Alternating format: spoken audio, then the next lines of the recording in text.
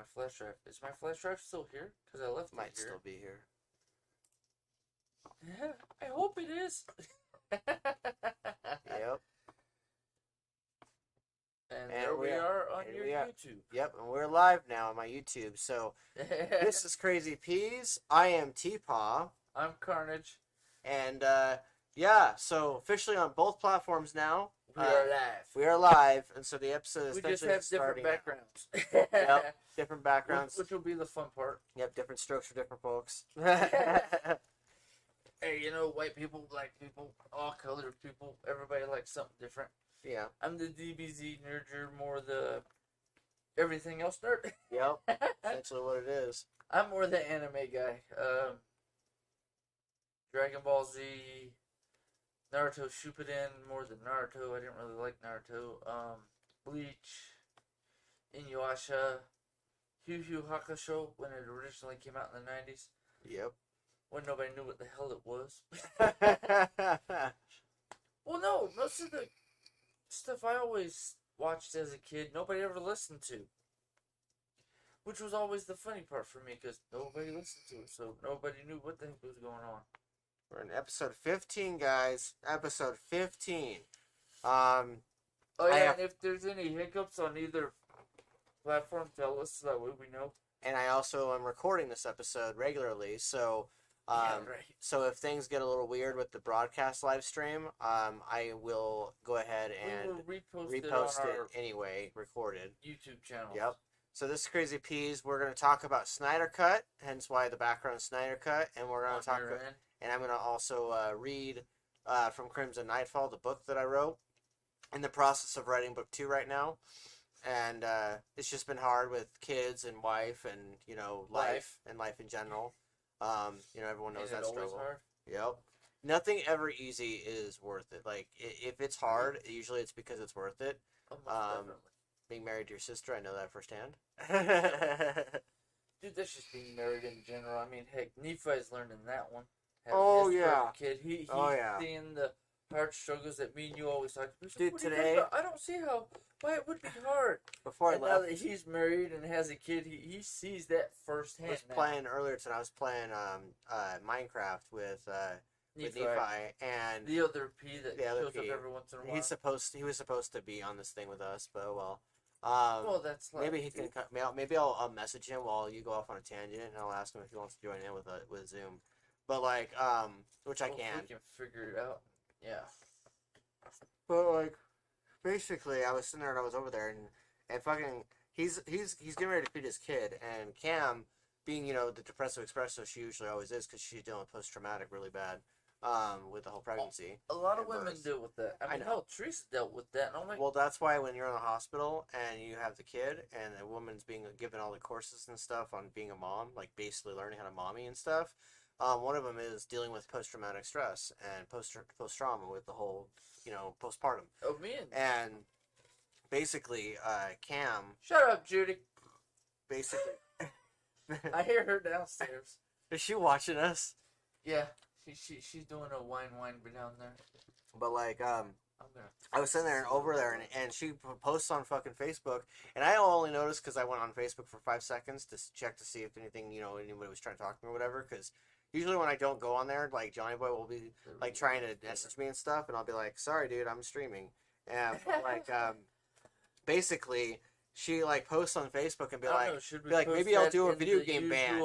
He was like she's like talking about doing a video game ban. I'm like, are you fucking for real right now? And she's like, what? I'm like, you just posted this 5 minutes ago that you're going to do a video game ban. And she's like, well, I had to ask Nephi like 7 times to do this thing. And I'm just like, okay.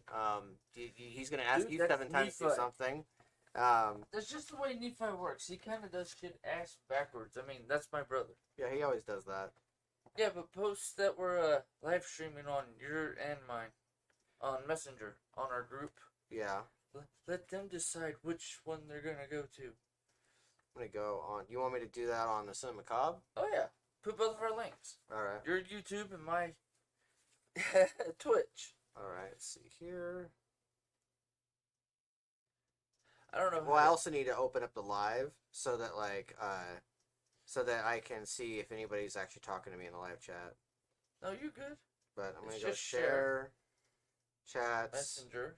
group chat. And then I'm just gonna go. I don't think it clicked all the way. It did. Copy link. Go Facebook.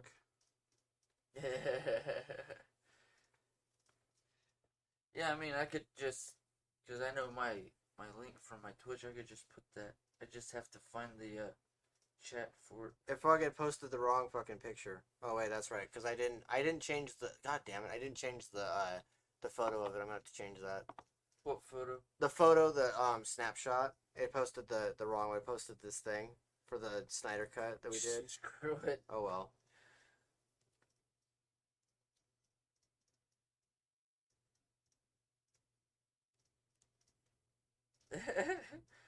But I mean, we're still figuring out how to post before or at the beginning of the Twitch streams and YouTube streams. But I mean, that's part of the process. Yeah. So we're doing it ass backwards, and I'm okay with that. You're okay with that.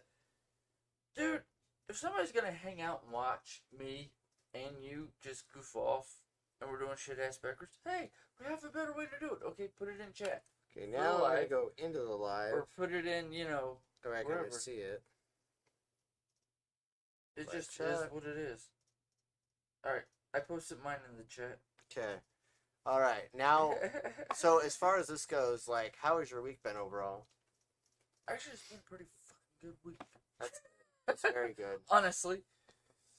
For me, it's been like, it's kind of like a toss-up, like it always is, but I think this week overall was actually pretty good considering how, like, it seems like everyone was expecting 2021 to be like the best year ever to follow up 2020, right? And they were expecting it to be so different and everything. Because everyone's always like, dude, 2020 is such a shit year. 2021 is going to be so much better. And it's like, remember, when did 2020 go shit? For me, like March or April, right? Well, I mean, with debatable. The COVID crap. It's about March. March is when things got really crazy, and then April is when it kind of followed up. And it sort of seemed like every single month was just beyond crazy. But I mean, we have the virus. They're just starting to get the vaccine out as much as they can, or a little bit they can here and there. Yeah. So nothing's gonna fully improve until we're like, what, 6 months into the year? Yeah. Or at least that's how I view it. Because if we don't see anything before then we don't. I'm not going to get pissy. I'm not going to get bitchy. It just is what it is. Yeah, it is what it is. And I understand that. And I don't know if that's Twitch giving me exclamation points or whatnot. Yeah, I think it is. Because we're cursing and shit, but whatever. Well, I think it's also because you're running off Wi-Fi. I changed mine to 4G on my phone so that I'm limiting the bandwidth I'm using. Because even my kilobytes per second went red for a minute. Let's see, click to because it was buffering. But, like, basically, dropped frames. Yeah, I'm dropping frames. But, I mean, we had that issue last week, too, didn't we? Did a little bit. I mean, can you tell on that? If it's... I mean, like, it looks like it's frozen here. Right there on Yeah, it is. Twitch. It is frozen just a bit. I'm actually trying to... It's because the upload speed got limited because of the bandwidth. Because of the fact that one of us... we're trying to stream off 3 different devices right now. Well, actually, I turned this one to just be... So, sorry guys if the stream seems a little weird, like the bandwidth. On either one. Comcast sucks balls, and I turned off the Wi-Fi on my phone so that I could free up bandwidth. Basically, we're trying to make sure that we don't have any hiccups, but that's why I'm also pre-recording it, so I can just re-upload it if I need to. But basically, because like either way, my camera, the thing on my side of things on my screen doesn't freeze at all because of the fact that until the camera itself decides to crap out on me, and then I just fix it. But it's pre-recorded, so. But basically, this week's been kind of weird. Honestly, because, like, I didn't actually take any time off, even though I said I would. No, it's kind of interesting and weird because... I'm trying to improve mine over here, so give me a minute. Yeah, no worries. You good. So Friday, I went ahead and this last Friday, I watched Snyder Cut. I didn't watch it last night, but I watched Snyder Cut this last weekend with my brother, or by myself, and then the following day or the following night, I went ahead and I reviewed it with my brother and our buddy Jonah JT, and we sat there with. I managed to fit 3 heads into one thing, which is part of why if you guys are seeing a weird picture, the picture of us three instead of the picture of me and Tim, that's part of why you're seeing that, because I fucked up and forgot to change the picture. But basically, I'm gonna have to change that in post, but for the live. But like, basically, Now let's see if this. I watched that with them. Then we reviewed it for a good 2 hours, and then that just automatically went live on. And then as of Monday, it was live and everything. So you guys can watch that if you so chose. Did that improve yet? I don't know. I'm not opening it yet.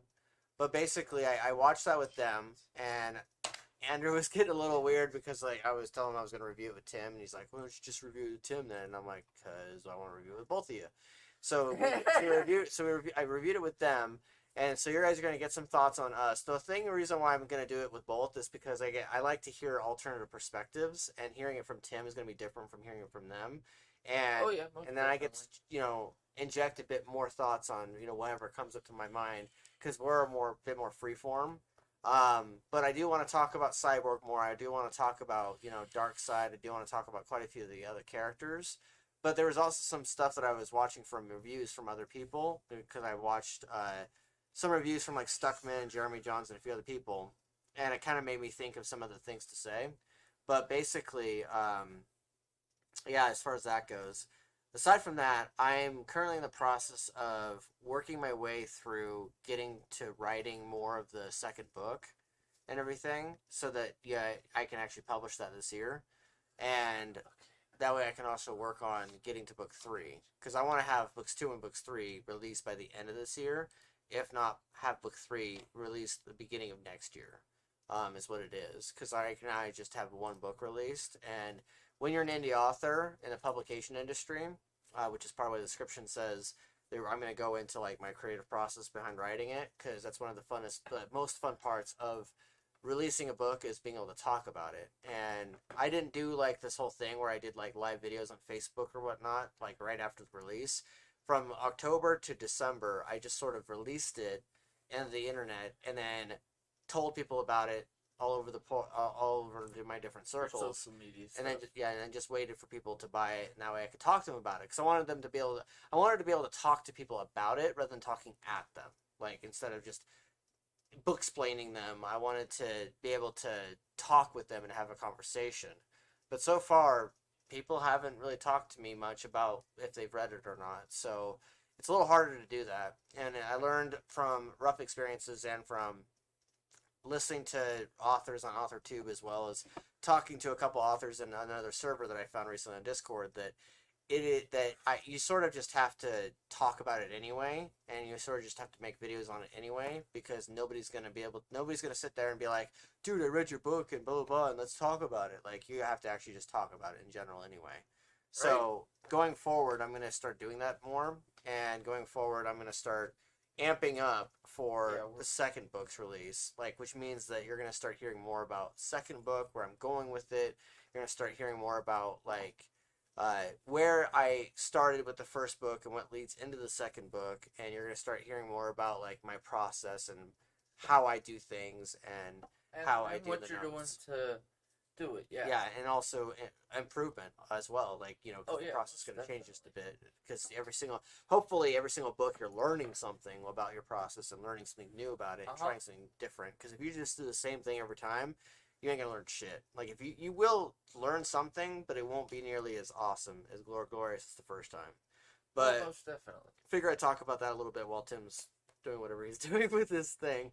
But no, you're good, because it's glitching out like a fat bitch. It's always gotta be a fat bitch, I got 3 bars, and every so often I see that, and it's moving. Can't be a skinny bitch, gotta be a fat bitch. Well, no, I mean, because if you watch, we're hiccuping on my freaking over there, so it sucks. If anybody's watching at all, let me know, because I'm watching the comments, and I will engage. And like, I'll literally interrupt Tim and be like, "Hey, wait, comments, like someone's talking right now. Well, that's why I said something when Italian Stallion typed in, "Hey, can I get a hooray or Hunya?" Hunya? Is that what that says? It's Hunya? Yeah, it says Hunya. He was just wanting to holler out, so I gave it to him.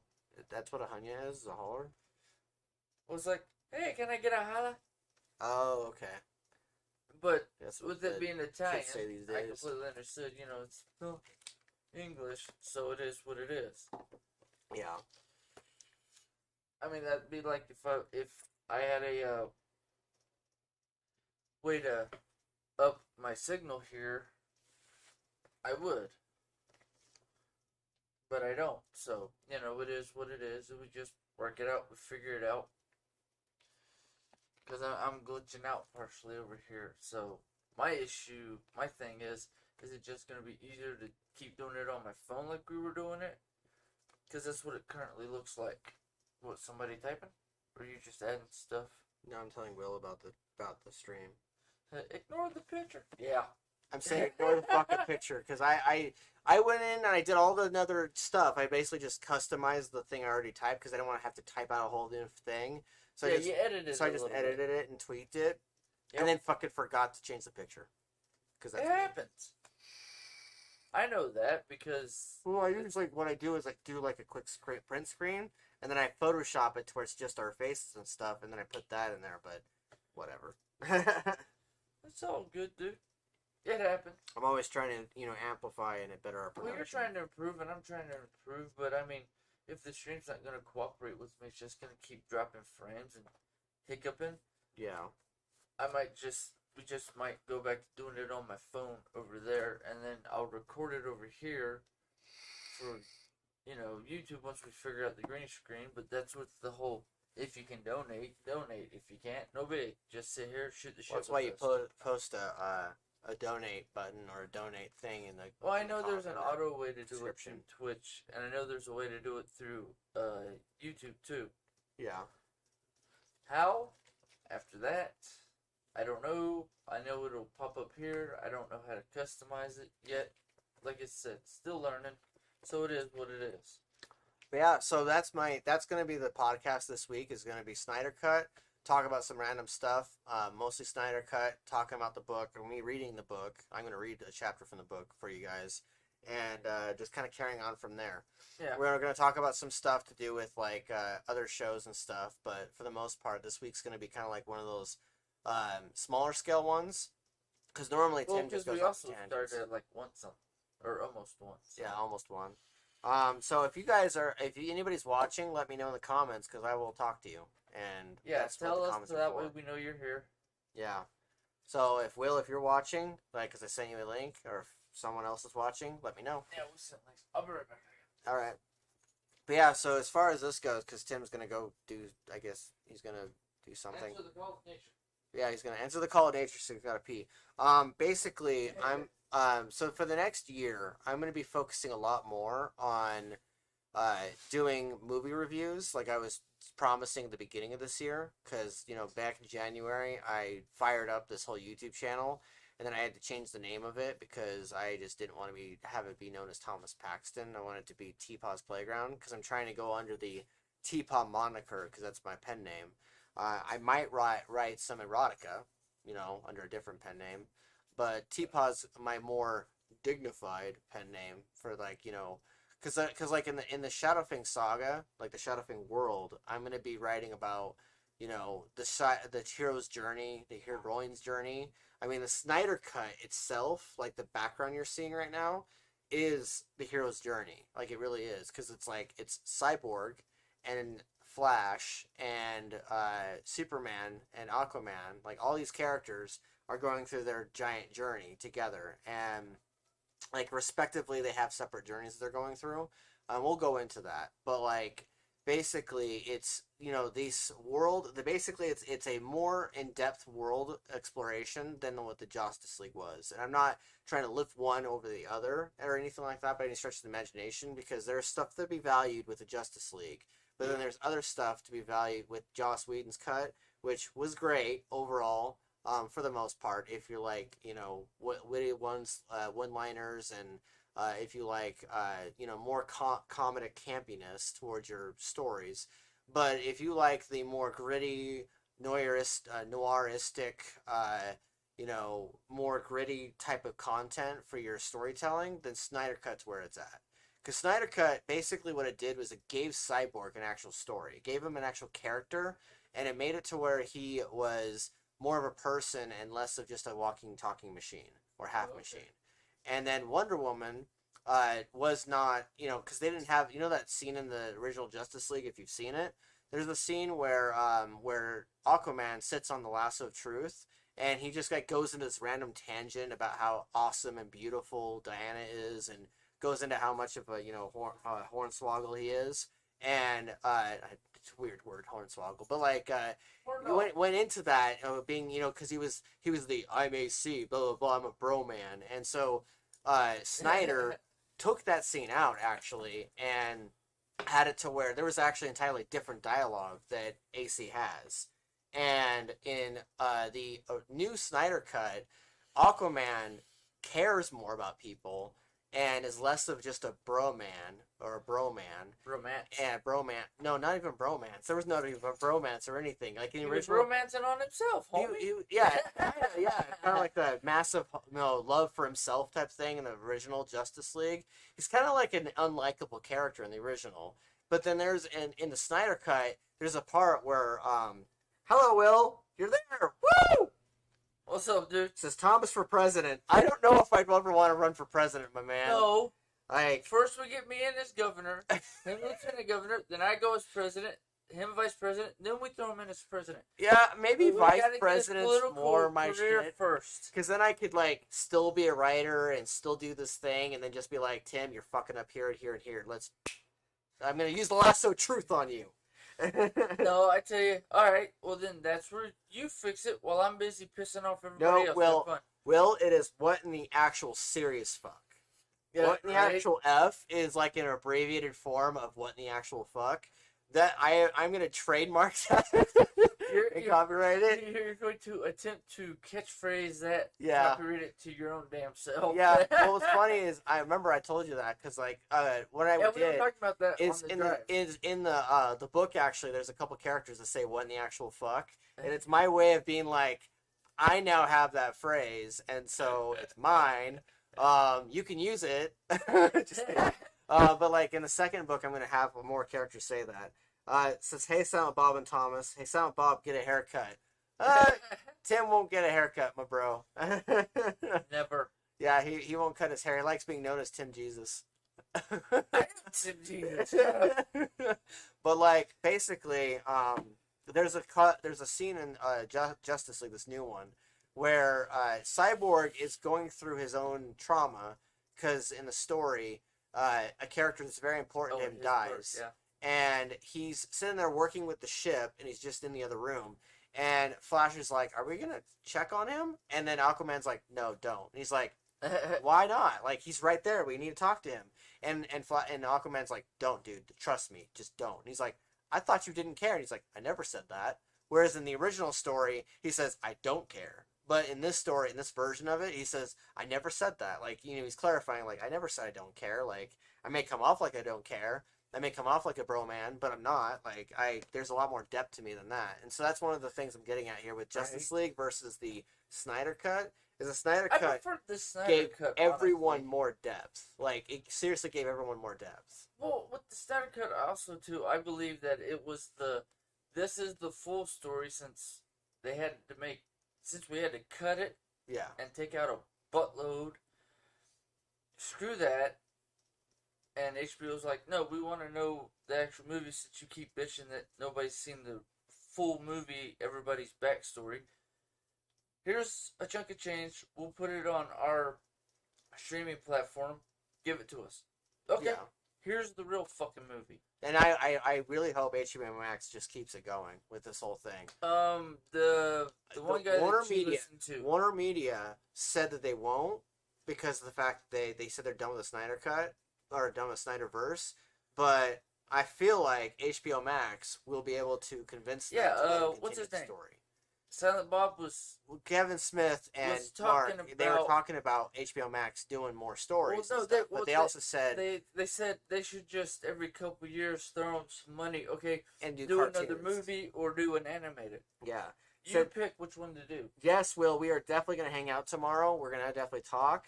You will make tomorrow a bit more bearable than it was going to be originally. So appreciate that. Definitely show up, and I will definitely buy those cookies.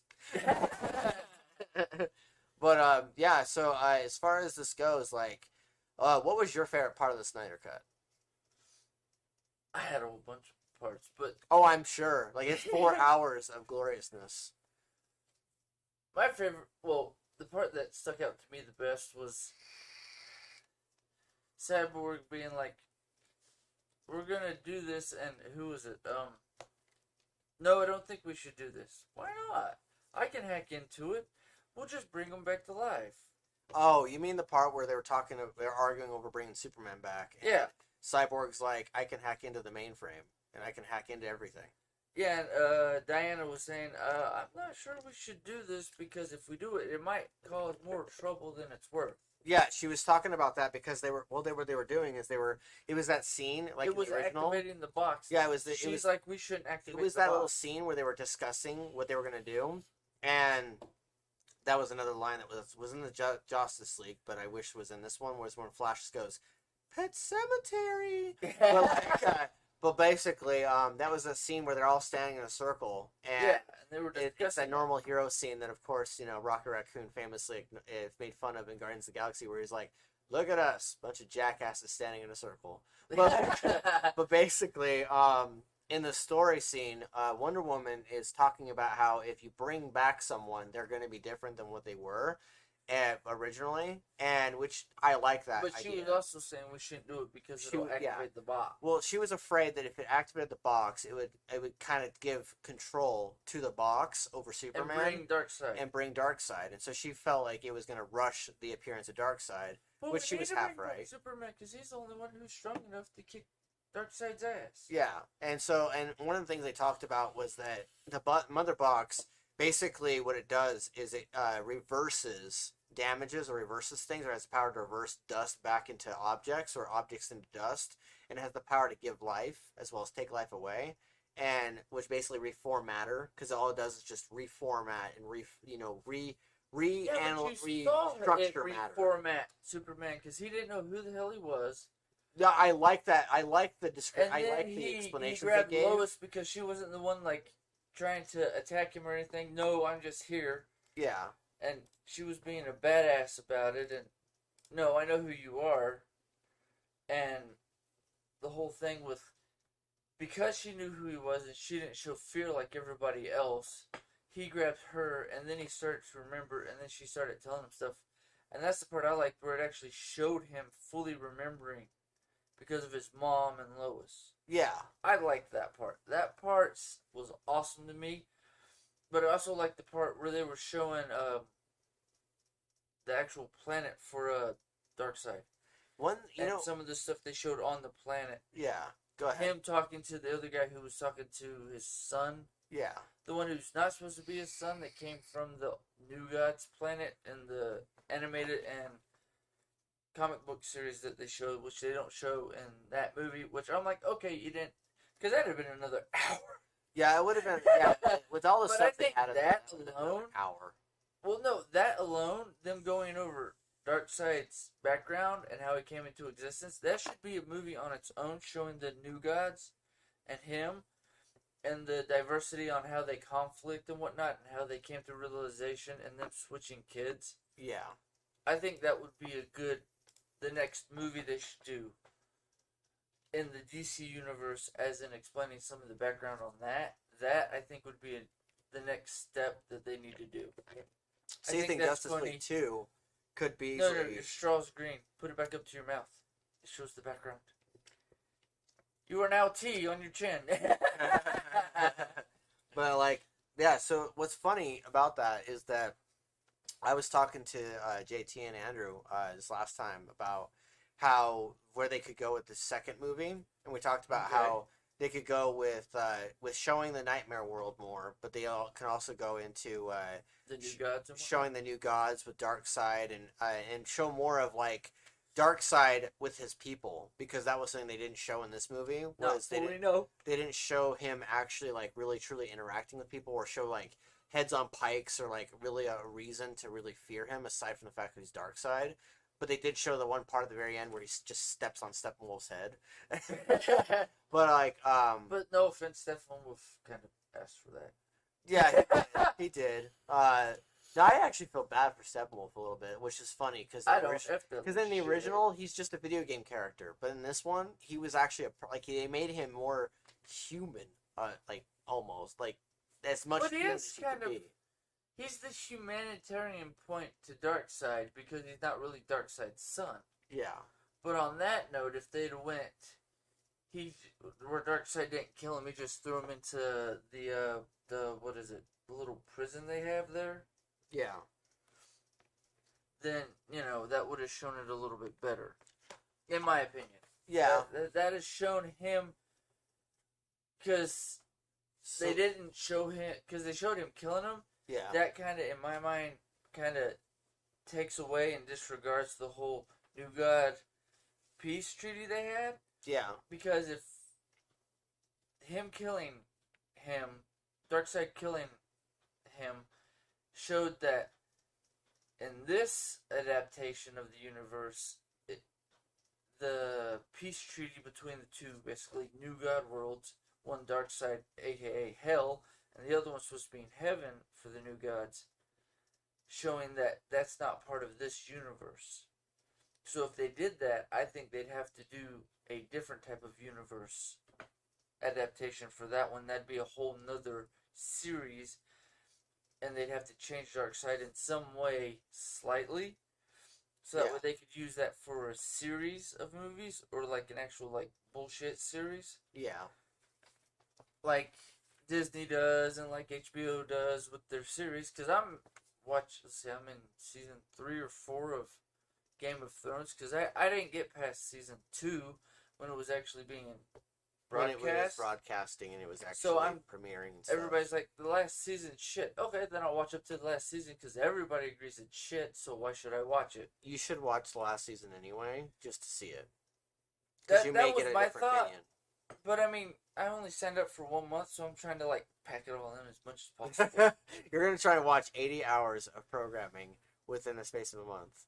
Oh, I'll do it. And I'll watch some of the movies they have on there. Dude, I'm anal retentive. I can sit there and zone out. Okay, here's what I do.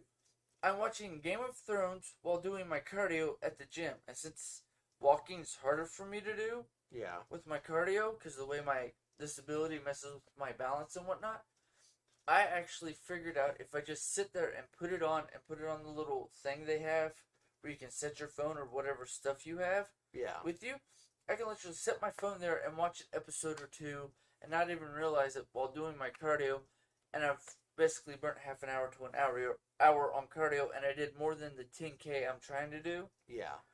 I do like 20 kilometers or whatever. The One Punch Man. The kilograms or whatever. It's kilometers. It's the One Punch Man. He did 100 push-ups, 100 squats, and 100 sit-ups. Yeah. I do other exercises because sit-ups suck for me because of the way my spine is and because my tailbone actually is almost at tail. Yeah. I mean, if I could cut it out, you'd actually see a tail on me. Well, no, because the way it protrudes in my back when I do sit-ups, I can actually feel my tailbone, the full length of it, because I rub it raw when I do sit-ups. Yeah. Because also, my tail is at full extent. I am a badass. I am kick-ass. I am me. Yeah. You know, like I always tell myself, shut up, I'm badass, and I know I am. Deal with it, bitches. Yeah.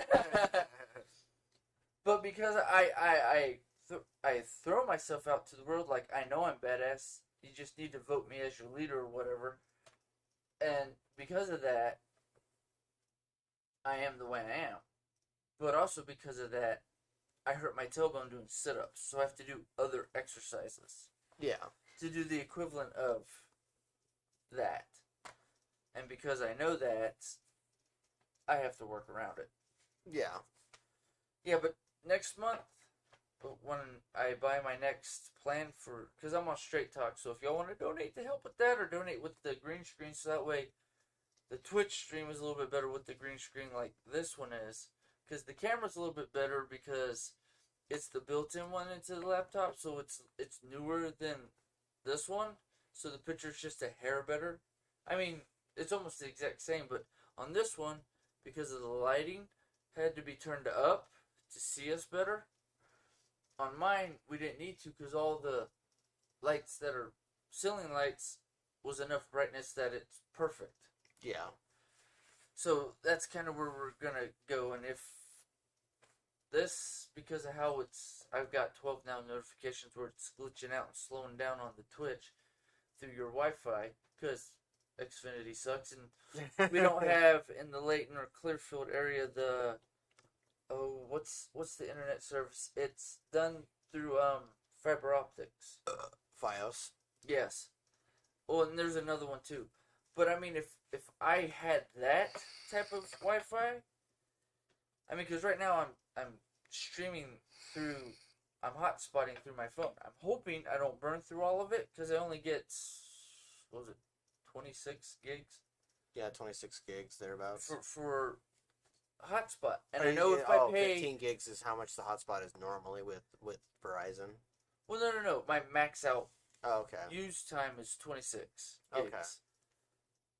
So I'm wanting to see, because I put this on that, and as long as that doesn't cut out with the hotspot, I'm good.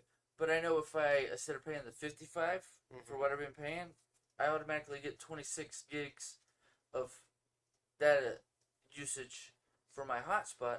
I'm going to up it to the unlimited, so that's like an extra $10 a month.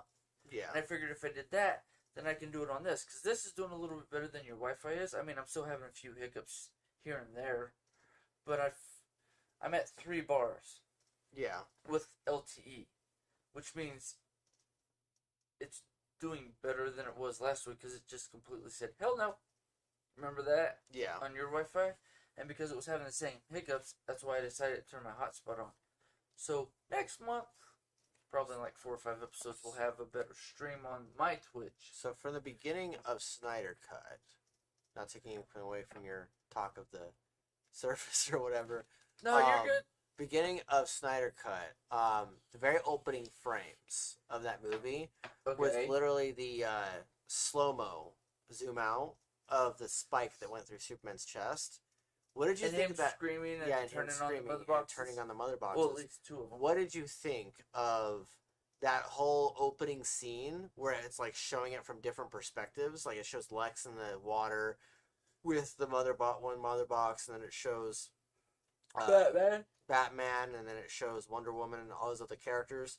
And basically, it cuts away to different parts of the world where it shows all the mother boxes essentially being woken up by Superman's scream. Which, of course, as we know on Fat Man Beyond, they coined it the orgasm scream that woke up the mother boxes. Well, he made a joke about that, and I thought that was funny. But I thought that was interesting. Why did his scream, which is kind of what they talked about too, wake up the mother boxes? Because if that was the case, was it the actual scream, or was it him screaming while he was dying that expelled enough energy to activate? One thing that JT... What was my thought process, because was it the actual scream that woke it up, or was it the energy of him screaming and the expulsion of his, basically, spirit while he's dying, that much energy, basically God energy dying, being expelled into the world is what activated the mother boxes. Yeah. Because at the beginning it shows him, well, there's no Kryptonians here, so we don't have to worry about it, when they were talking about the war. Yeah, they were talking about the war, and they were talking about how there's no Kryptonians to guard it. And yeah. So they were like... And because the Kryptonian was there, now, because of his energy of dying, okay, we can reactivate the Snyder Kryptonian here, was my thought on that. That's why it activated. My thought is that maybe the mother boxes were attuned to the death scream, and they were waiting for the Kryptonian, the last Kryptonian, last son of Krypton, to die, because Darkseid knew that if he died, then the Earth didn't have their world's greatest protector. Or even the universe didn't have protector. Yeah, because of the fact that you've got Wonder Woman, you've got Flash, you've got all these other characters, but Steppenwolf wasn't even aware that the Amazonian princess known as Diana, what otherwise known as Wonder Woman, he didn't know she even existed from what it shows in this movie, because he's like, oh, yeah, but you're like your sisters, fight but stronger. He mentions the power of the old gods. Yeah, he mentions that, but it's like he didn't know she existed before. And no, he'd often no, I get that. Destroying but worlds, they also but apparently he mentioned owed that 50,000 worlds she to had Darkseid. She didn't just have the power of the Amazonians. She also had the power of the old gods mixed in, which they leads into part of her story of her finding out that she's a bastard child of one of the gods. Yeah, and they went into that in this movie. They had her go down in that little chamber when she found the arrow that was shot into the cathedral where it was the war arrow. To give the signal that the Motherbox was activated. Yes, yeah, to give the signal that a war was near. And it was the signal that I believe her mother or her aunt shot the arrow. Yeah, that she shot the arrow off, and it was... Well, mother told them to shoot the arrow. The one that shot it, I thought it was a cousin. Don't exactly remember. There were so many characters in this movie. well, no. The only reason I say cousin is because she's related to the queen of the Amazons. For the simple fact is the way the Amazonian queen... I'd have to watch the tried to grab her and save her specifically. Yeah. I mean, she did in the end. But because she went to that step, she's family. She's more important than the other Amazonians. No offense to the rest of them that died. But Steppenwolf, there's an entire glorious sequence where Steppenwolf comes out of the Motherbox, and it comes out of the Motherbox, he comes out of the Motherbox, and all the Amazonians are sitting there in that little chamber. For some reason, they're standing there like NPC characters, but they're standing there, and all of a sudden they go, "Huh!" And I don't see it as he came out of the Motherbox, because this is my memorization from the universe. The Motherbox calls him, he comes out, but it activates a portal, and from what I remember from the cartoons and the comic books, it's a boombox, which is what the Motherbox sends the signal to you have to come here. It's basically like GPS, here, motherfucker. Right here, asshole. Sort of thing. Yeah. It gives the boombox that everyone from Darkseid's world carries whenever they're going to conquer more worlds for him. That's what I remember the technology is called. It's a boombox, not a... Because the Motherbox calls the boomboxes.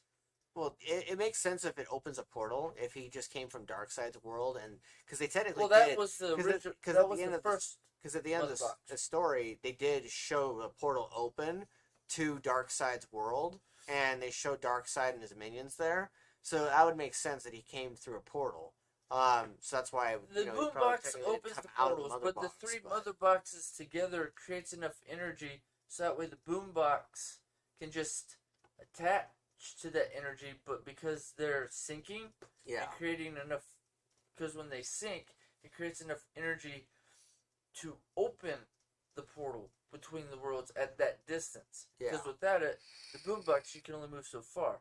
And because the first Motherbox's energy created enough of a signal that he could use the boombox to get here, that's what started it. But all three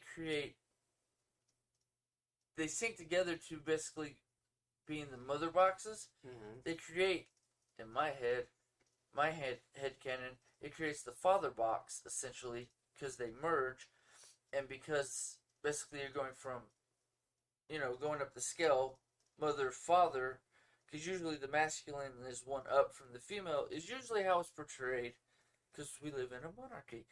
But because of that, it then put together creates enough energy to open the portal big enough so that way he can come through and all of his minions can come through. It's not just send in one person and however many of the little assholes with the wings that got sent through once.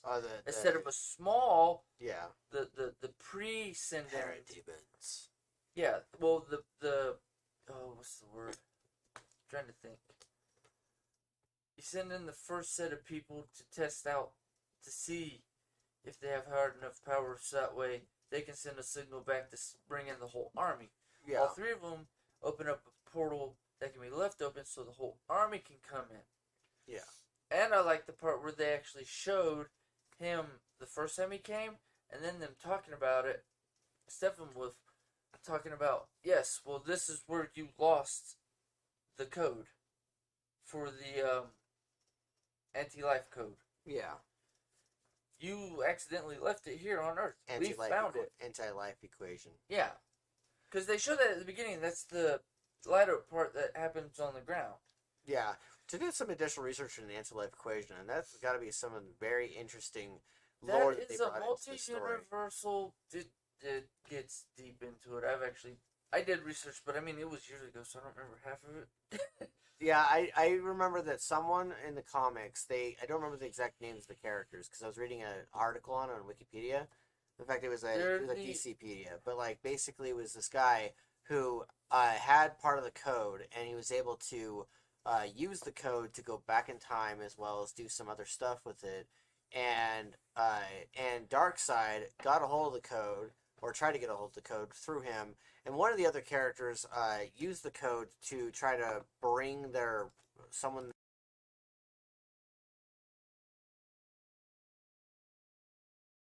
It was a very interesting. There we go. It's a very interesting storyline that I was reading about, where apparently they were trying to bring the people back from the dead using the anti-life equation, but one of the guys refused to use it, and then Darkseid got. Do you know why that makes sense? Kind of. Because if you have the equation to kill everything, then you would understand and automatically know the reverse of it.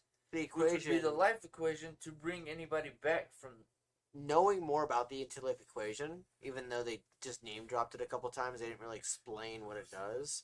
I remember, but like basically the anti-life equation, basically what it does is it fills everyone that you're using it on with desolation and depression, and it kills off all hope.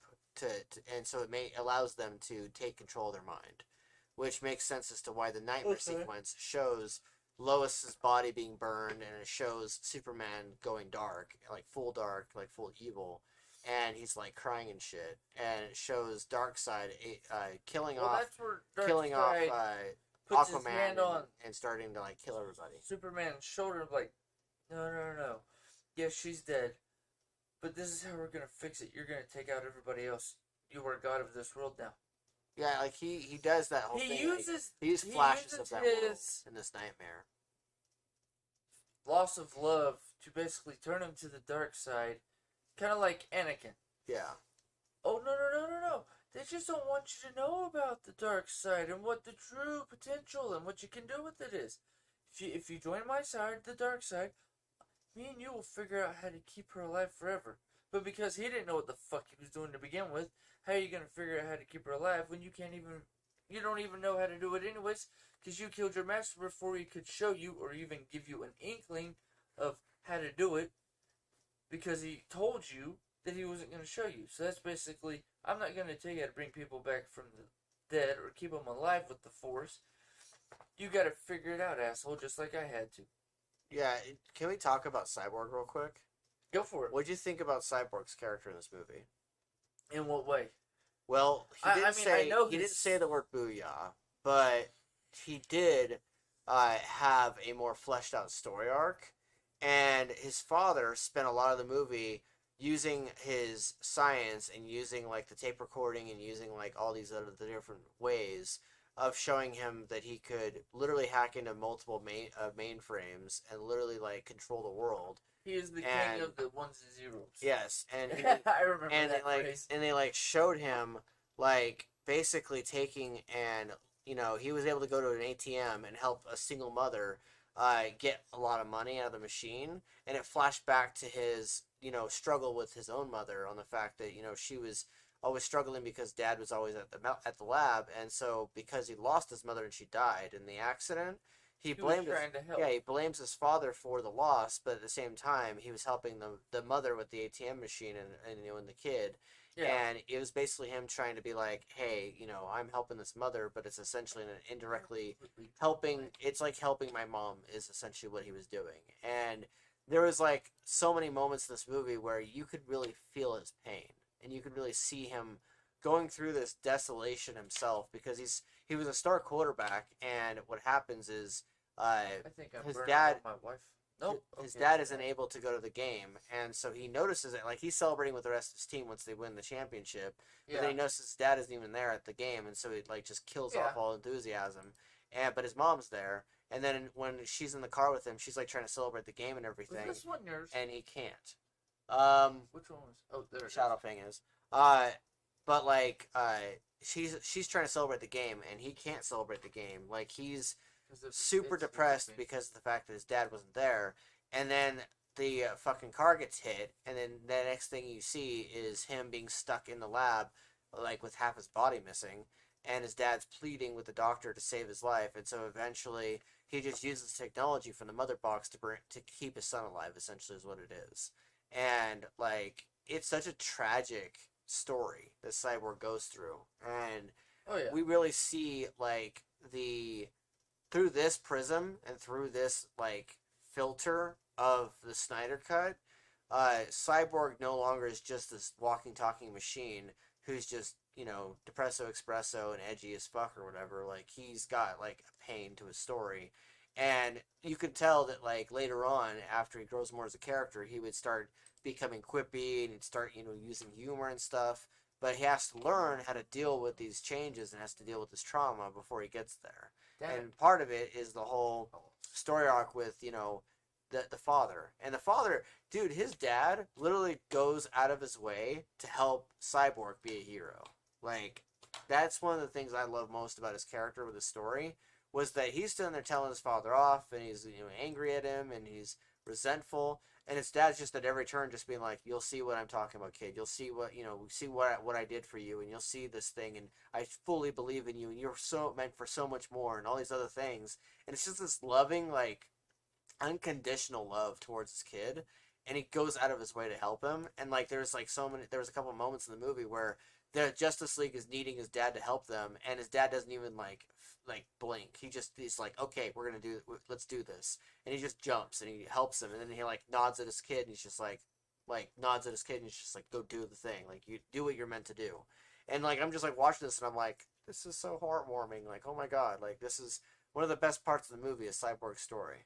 And like, while I enjoyed Clark's story with the whole after the rebirth and everything, and I enjoyed seeing the whole natural progression of Lois losing her fiance, like him dying, and then her going through the stages of grief and everything, and then like him coming back, and then her going through that shock process of which Superman's back from the dead, which means essentially her fiance's back, and her future husband. And everything, her future husband. And so you see that natural progression with all these characters. The thing that I really fucking love about this movie is that it actually feels more real than arguably some of the Marvel movies that we've seen. And, and I love Marvel. I love Marvel. I love, I watched fucking WandaVision every time it came out. And I, did a small little review on it and everything like that with you. And we reviewed it and we talked about it and we enjoyed the shit out of it. Definitely. And there's some parts of it that I was like, could have been better, but overall it was enjoyable. And of course we watched Falcon and the Winter Soldier. So it's like, not like I'm lifting DC over Marvel right now. This is DC's time to shine. But like, this is arguably one of the best DC movies that they've made, aside from like, I know Aquaman was enjoyable overall, and I know that, I really dug the shit out of Wonder Woman. And then of course, Shazam was pretty cool. But Snyder Cut, I don't know. I didn't watch Shazam. Snyder Cut kicked ass. I don't know if there's a way to watch Shazam right now. You can watch Shazam, I believe, on HBO Max as well, because it's a DC property. I'll have to check that out. But like, what did you think of Cyborg's story? I actually liked the way it showed him developing and whatnot. Reload the Twitch because I restarted the stream over here. Okay. just asking. But no. I like the way it showed him not wanting to listen to his father, hating his father. Then his father died. Yeah, spoilers. But it's out there. It's on HBO Max. So if you haven't seen it yet, yeah, is it showing me his life again? No. Fuckers. Oh well, screw it then. But like, you know, if you haven't seen it yet, then go watch it. If you are hearing too much of the movie already, then go watch it. Then come back and watch this broadcast after it's done being live, or go and watch the repost if I ever end up reposting the video if I find out that the stream got botched. But basically, yeah, his father does have an untimely death. That was the family member I was talking about, and it's a very emotional scene. That happens. I mean, his dad literally sacrificed himself. Like he literally like fucking does a self-sacrifice and does the unalive, and he like just like sacrificed himself, knowing full well that if he didn't, then they wouldn't be able to do what they were going to be able to do. Yeah. And no, I completely like, got that. It was like he saw but it. It was he sacrificed himself, and then they came and stole it, and he's like, "What the hell? That was pointless." And then they're like, "No, it wasn't pointless, because he did that. It made the Motherbox basically be hotter than anything else, so that way we can find it." You know what's even and then when they realized that, or Cyborg realized his father didn't just sacrifice himself to sacrifice himself, it was after this. Let me just get a taste of that. All right. You know one thing I'm wondering though is, you know how the Flash did the Flashpoint at the end, where like he said, "I'm gonna break my rule. I'm gonna break the rule," and he's just all like in pain. He's just like, "I'm gonna break the rule," and like, you know, he bends time and fucking. It really shows just how powerful Flash can be, because he was holding back the entire movie. Like this time, he wasn't just, "I'm gonna touch things. I'm gonna move things and boop things and whatever." But like this time he was like he turns to be unlimited power. He's standing in the fucking doing a job interview with the lady at the shop, and he like turns and his tennis shoes just evaporate. Like he's just turning so fast that the heat just evaporates the shoes, which goes into the fact that in the Flash TV show, Grant Gustin's character on Flash has to wear special boots. Yeah, he has to wear special boots. He has to wear a special suit. Like everything he wears on the Flash TV show is specially made and tailor made for him because of how fast he moves. He can just rip through things. But in this show, he phases through things. He alters time. He bends time. Like Snyder went all out on showing all the abilities of these characters. And like there's a part where fucking Superman's going against Steppenwolf, and Steppenwolf's like, "I'm gonna beat you up," and he's like squares up against him, and then Superman's just like, "That's nice." And then he just goes, and then flies backwards, and he goes, "Ugh!" And Superman's just like, "Bitch, I ain't done."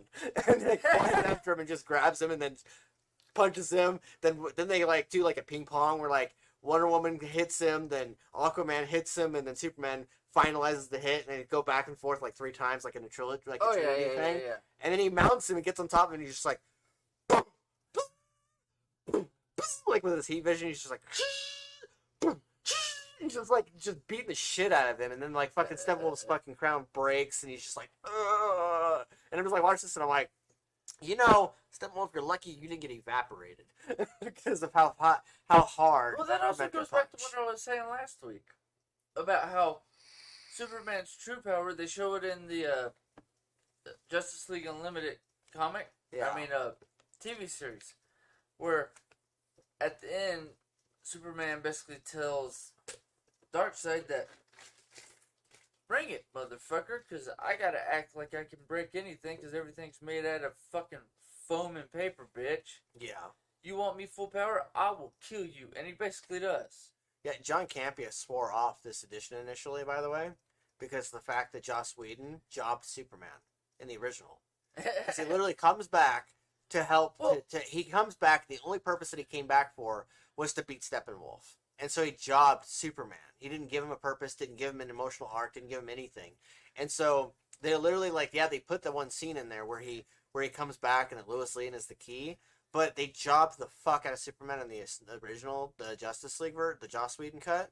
In this one, they didn't job Superman. They got away with it. No, they actually showed some of the shit they needed to show. Yeah, they went into everybody could see. They went into like his emotional arc. him as a person, not just him as he's just big in muscles, motherfucker. Yeah, like they went into like his growth as a character and like how he went from, because remember, this is like a 3-chapter story between the Man of Steel, I thought it was 4. Man of Steel, Batman v Superman, and Justice League. That was the 3-chapter story for Superman, and so like. Well, I mean, Superman's done so much, and there's so many different versions of him, but I like this one because of how it showed his mom, Lois, them going back to his home. This was as close to the Smallville version as they could get. Back to himself after being resurrected. Yeah. Even though the way they resurrected him, no offense, in my opinion, was kind of half-assed. Yeah. The way they did it. Because with most of the mythology, it's... No, technically you can never kill him because he's impossible to kill. I mean, technically if you have a Kryptonian blade, you can kill him. Well, but see, they even went over that through a few of them. Yeah. How they kill him with the kryptonite. Yeah. But... And other ones, they kill him with blue kryptonite, which basically is supposed to steal his powers. Yeah. But at the same time, after the blade's taken out of him, because of the natural radiation that the Earth gets from the sun, eventually his body takes over and he auto-heals because of the natural healing ability he gets from the radiation that helps plants grow and whatnot. Yeah. And can give us skin cancer. Because of that natural radiation, he will auto-heal.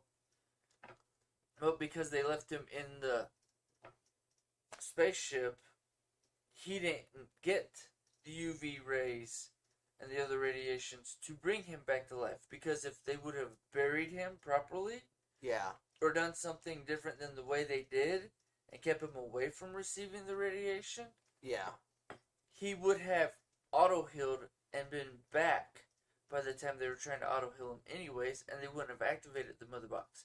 But that would have changed the story and made the movie complete shit. So they had to kill him for the movie.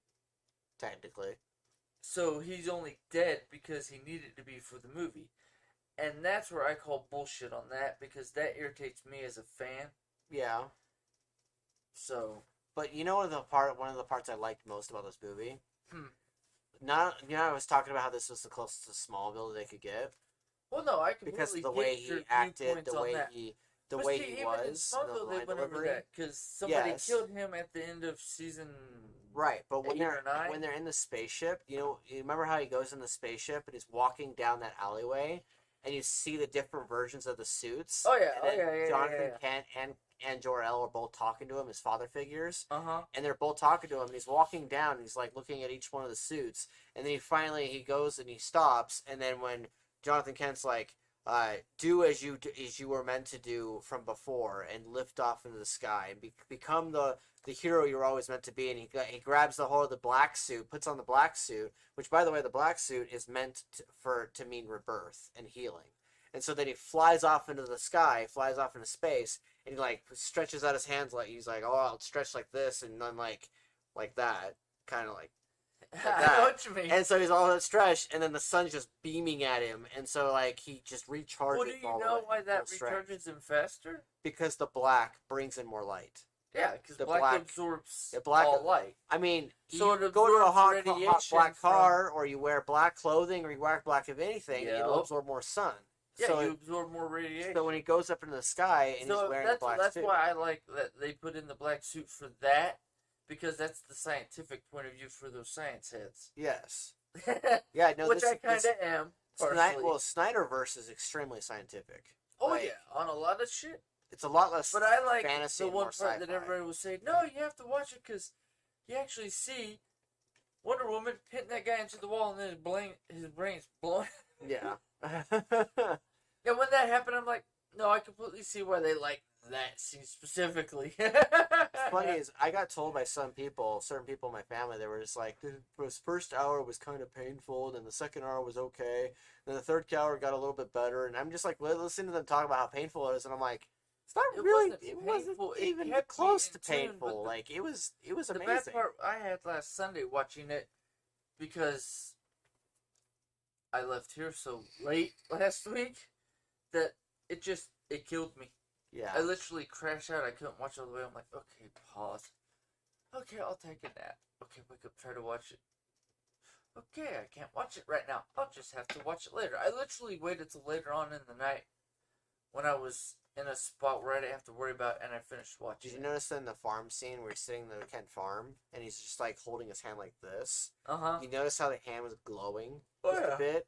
And the way that the camera frame was, like the way that Snyder panned the camera over his hand and like did kind of a couple close shots of like Well, I think it he was did like a perfectly close up of his face, but then also did a close up of executed. like his body. It was like a body headshot, and he shows his hand like this. His hand's glowing, and it's like showing him healing in the sun.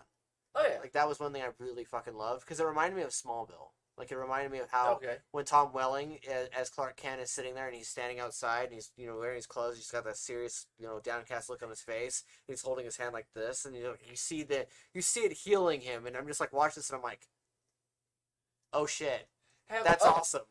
That brings up a subject because we've talked about Superman and Lois. Have you watched the last episode? No, 6? I have not. Oh. I need to Okay. watch it. I need to watch it. No, you most definitely need to watch it. We are going to talk about that next week. I will promise that. Because there's this week something... is Snyder Cut, next week is Superman and Lois. Well, it'll be another episode, so you got to watch 4. Okay. But episode, I think it was 7. Yeah. Which was this last week.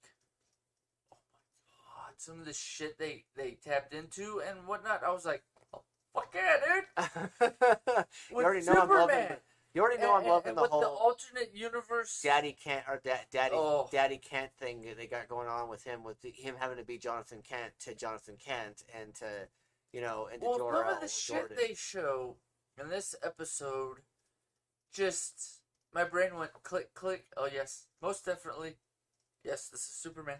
Oh yeah. But what I like about the CW, the way they've done the DC universe with the what was it, Legends of Tomorrow? Yeah. You watched those series, right? Yeah. Because with the Flash, Legends of Tomorrow's, and what's the other one? Well, they've got Supergirl. Arrow.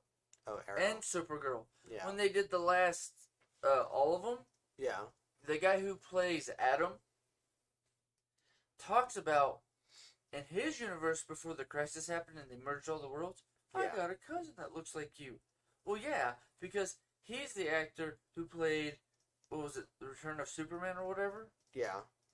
And because he says that, that was a nudge. Oh, of nudge. course, because you're Superman, dumbass. Yeah. That was the nudge to it, and when they did that, I'm like, yeah, okay, yeah, no, I love that. So they had Brandon Routh say, "Oh, my cousin looks like you." Yeah, to Supergirl.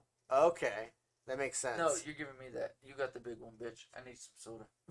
And I didn't bring mine in, so screw off. You're the one who didn't grab it.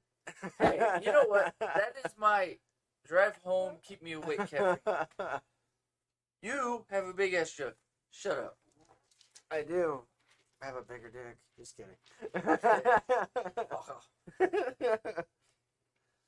That's the reason the women married us, because we got big dicks. Yep. Well, I also know how to use mine. No. Dick's the after party. This is the pre-party, bitch, and the party. It's Come not. sit on it. Nah. You can ask your sister. I know how to use it. I know how to do windmill too. If any guy doesn't know how to do that by the time they're age of 10, they're not a real man. They were raised by women. As if Russell taught you anything. No, I learned all my shit because I'm a cocky asshole. No, see, and there's the issue I have with my dad. He didn't teach me certain things. No, you should know this is common sense. Motherfucker, I didn't work construction. That's also the same issue I have with Sheree. This is common sense. No, bitch. It's common sense for people who work construction. With my disability, nobody will let me work on the construction site. Just like I tell Russell, because she acts like Russell. You should know this is common sense, bitch. No, it's common sense for the life you had. You gotta remember, other people didn't live your life and do construction and shit, because we're not all 6'2", 6'5", fucking giant fat bitches. I wish I was big 6'5", motherfuckers. just not, Dude, fat. I'm at fucking 5'9", 5'10", depending on the day. So I'm like, motherfucker, I just needed 2 more inches. I wish And then I could tell everybody, go fuck off with your 6 foot plus shit. If I was at least 5'10", I'd be happy. Like, if I had grown another 4 inches, that would have been great. It's where you were born. And your genetics. Or you're trying to tell me Half because your I was born in Hawaii, even though my brother's 5'10", I was born in Hawaii, so therefore it fucked me up. Yep, because where was your brother born? Same place I was, 2 years later. Really? Yeah. I They're thought literally he the was... same fucking hospital. It's Tripler Hospital. Pink Hospital, up on a hill. Well, then you just got the shitty throw the dice, nigga. I did, yeah. God damn it, I only got 2. I rolled the dice and got like a 1. No, you got a 2. I rolled for initiative, No. got a 10. No. And then I rolled another roll and got a 2. Yeah, it's a 2, not a 1. Because a 1, you'd be 5 foot, motherfucker. You'd be a woman's height. You're 5'6". That's still man height. You good, nigga? Because I was 5'6" and didn't think I was going to get any taller. I was 5'6", literally 5.5 and a half, at the age of 12, 13. Yeah. And then I just jumped up from 13 to 18 to this height. So it's just... Not yet. Okay, wait, 2 years. You know what I think I also want to talk The about? last few inches. I also want to talk about the scene that, okay, one of the scenes that my dad had a problem with for some fucking reason, but I fucking loved because of my love for, like, for symphonic metal. I love choir, and I love all the other weird stuff that Americans are just not so fond of. Depending on which American you talk to, okay. Yeah, depending. But, like, do you know the part at the beginning where Batman tries to go recruit Aquaman for the first time? Okay, what about it?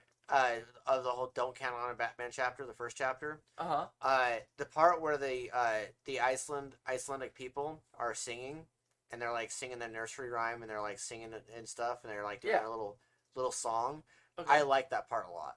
I like that expansion of lore, and I like them showing the Icelandic people revering Aquaman and showing why he's there instead of just because he feels like it, and showing that he helps them, and showing that, like, the whole scene, because, like, before it was just Batman shows up, says a couple things, shows a lot of cash. Aquaman says no, goes in the thing and says, "Well, you dress like a bat," and he's like, "Well, it works in Gotham." And then they go to the stream. He says, "Don't count on it," and then he goes to the ocean and goes, and then they cut to the next chapter. In this one, he shows up, talks to the head guy of the town, the mayor essentially, or at least that's what it looked like. Mayor, governor. Yeah, he talks to him. Depends on your... And he's asking for Aquaman, or AC, the man of the sea, is essentially what he's asking for. Well, that's what he said. And then he shows up. He finally shows up, and he's like 25,000 or nothing, and he's like, or $5,000 USD, and he's like, how about 25K? And he like smirks, and he does the whole trademark, Affleck smirk, and he like hands him the fucking money,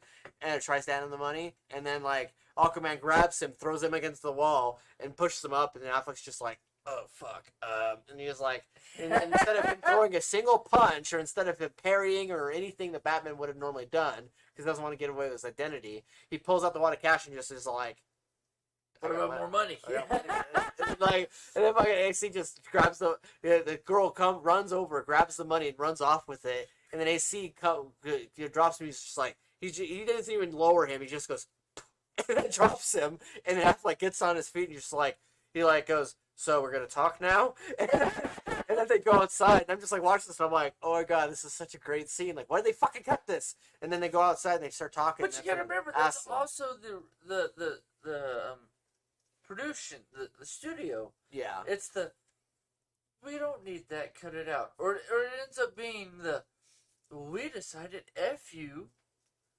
Yeah. It's too damn long, we're just gonna cut out a whole bunch of bullshit. And all the stuff that they cut out that finally came out, it's like, why the fuck did y'all cut that? Y'all a bunch of dumbasses. Yeah. And most people I've talked to have agreed that watched it, or I've heard anything about it, or hell, half the people on fucking YouTube who talk about it, like, why did they cut that? Because the movie was too long. Dude, Titanic was a piece of shit, and they ran that bitch for 3 hours. Did the thing stretched across 2 VHS tapes? Titanic, it cuts off at the one scene where the guy's like, guy makes a comment on the ship, and then the second tape came out, it was Blu-ray. Yeah. It was already out. So it's like, fuck you, we can shove it all in one disc. Yeah. Don't even with me, asshole. Yeah, studios don't even use half the stuff, because the discs, the Blu-ray discs, are 60 gigs. Like, you can put 60 gigs of content on there. You could fit freaking a 6-hour movie on those fuckers. You could fit a 12-hour movie. Fuck that. Well, no, I'm saying with all the add-ons they add in, all the cutscenes and shit. Yep. But I mean, with the COVID and all that crap that happened last year, it ends up being, no, you're just putting it all in, shut the fuck up. Yeah.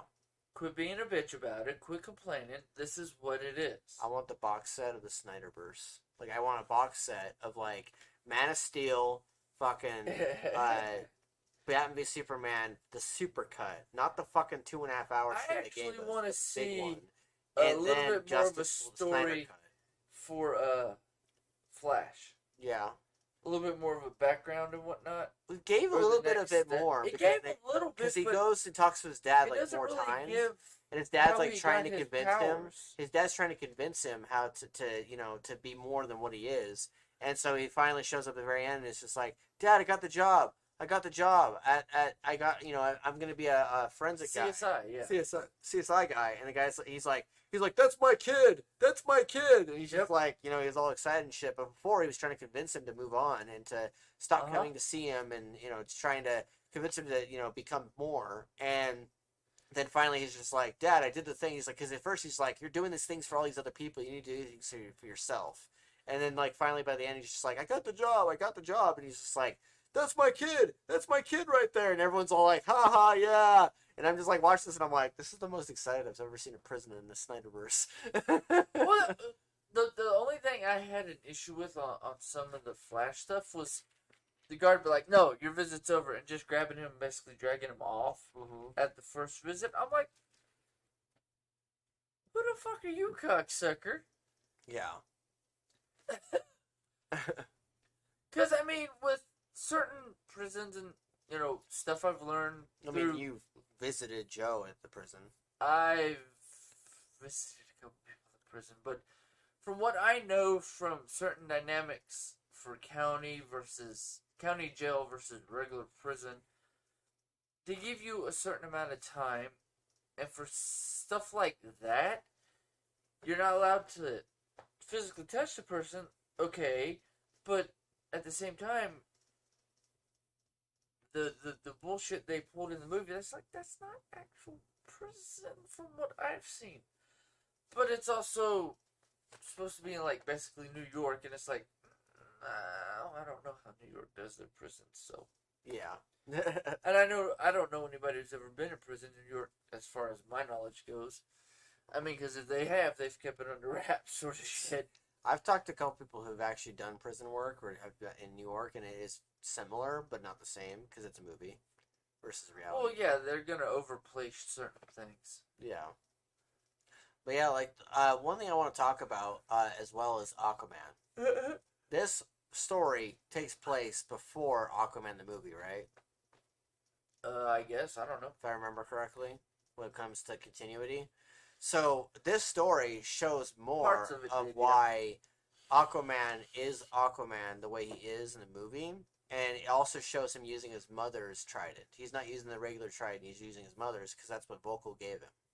Yeah, he's using his mother's, not the king trident. Yeah. So in the movie, he gets a hold of the king's trident because he's being challenged to court by the other guy. It's basically DC's Black Panther.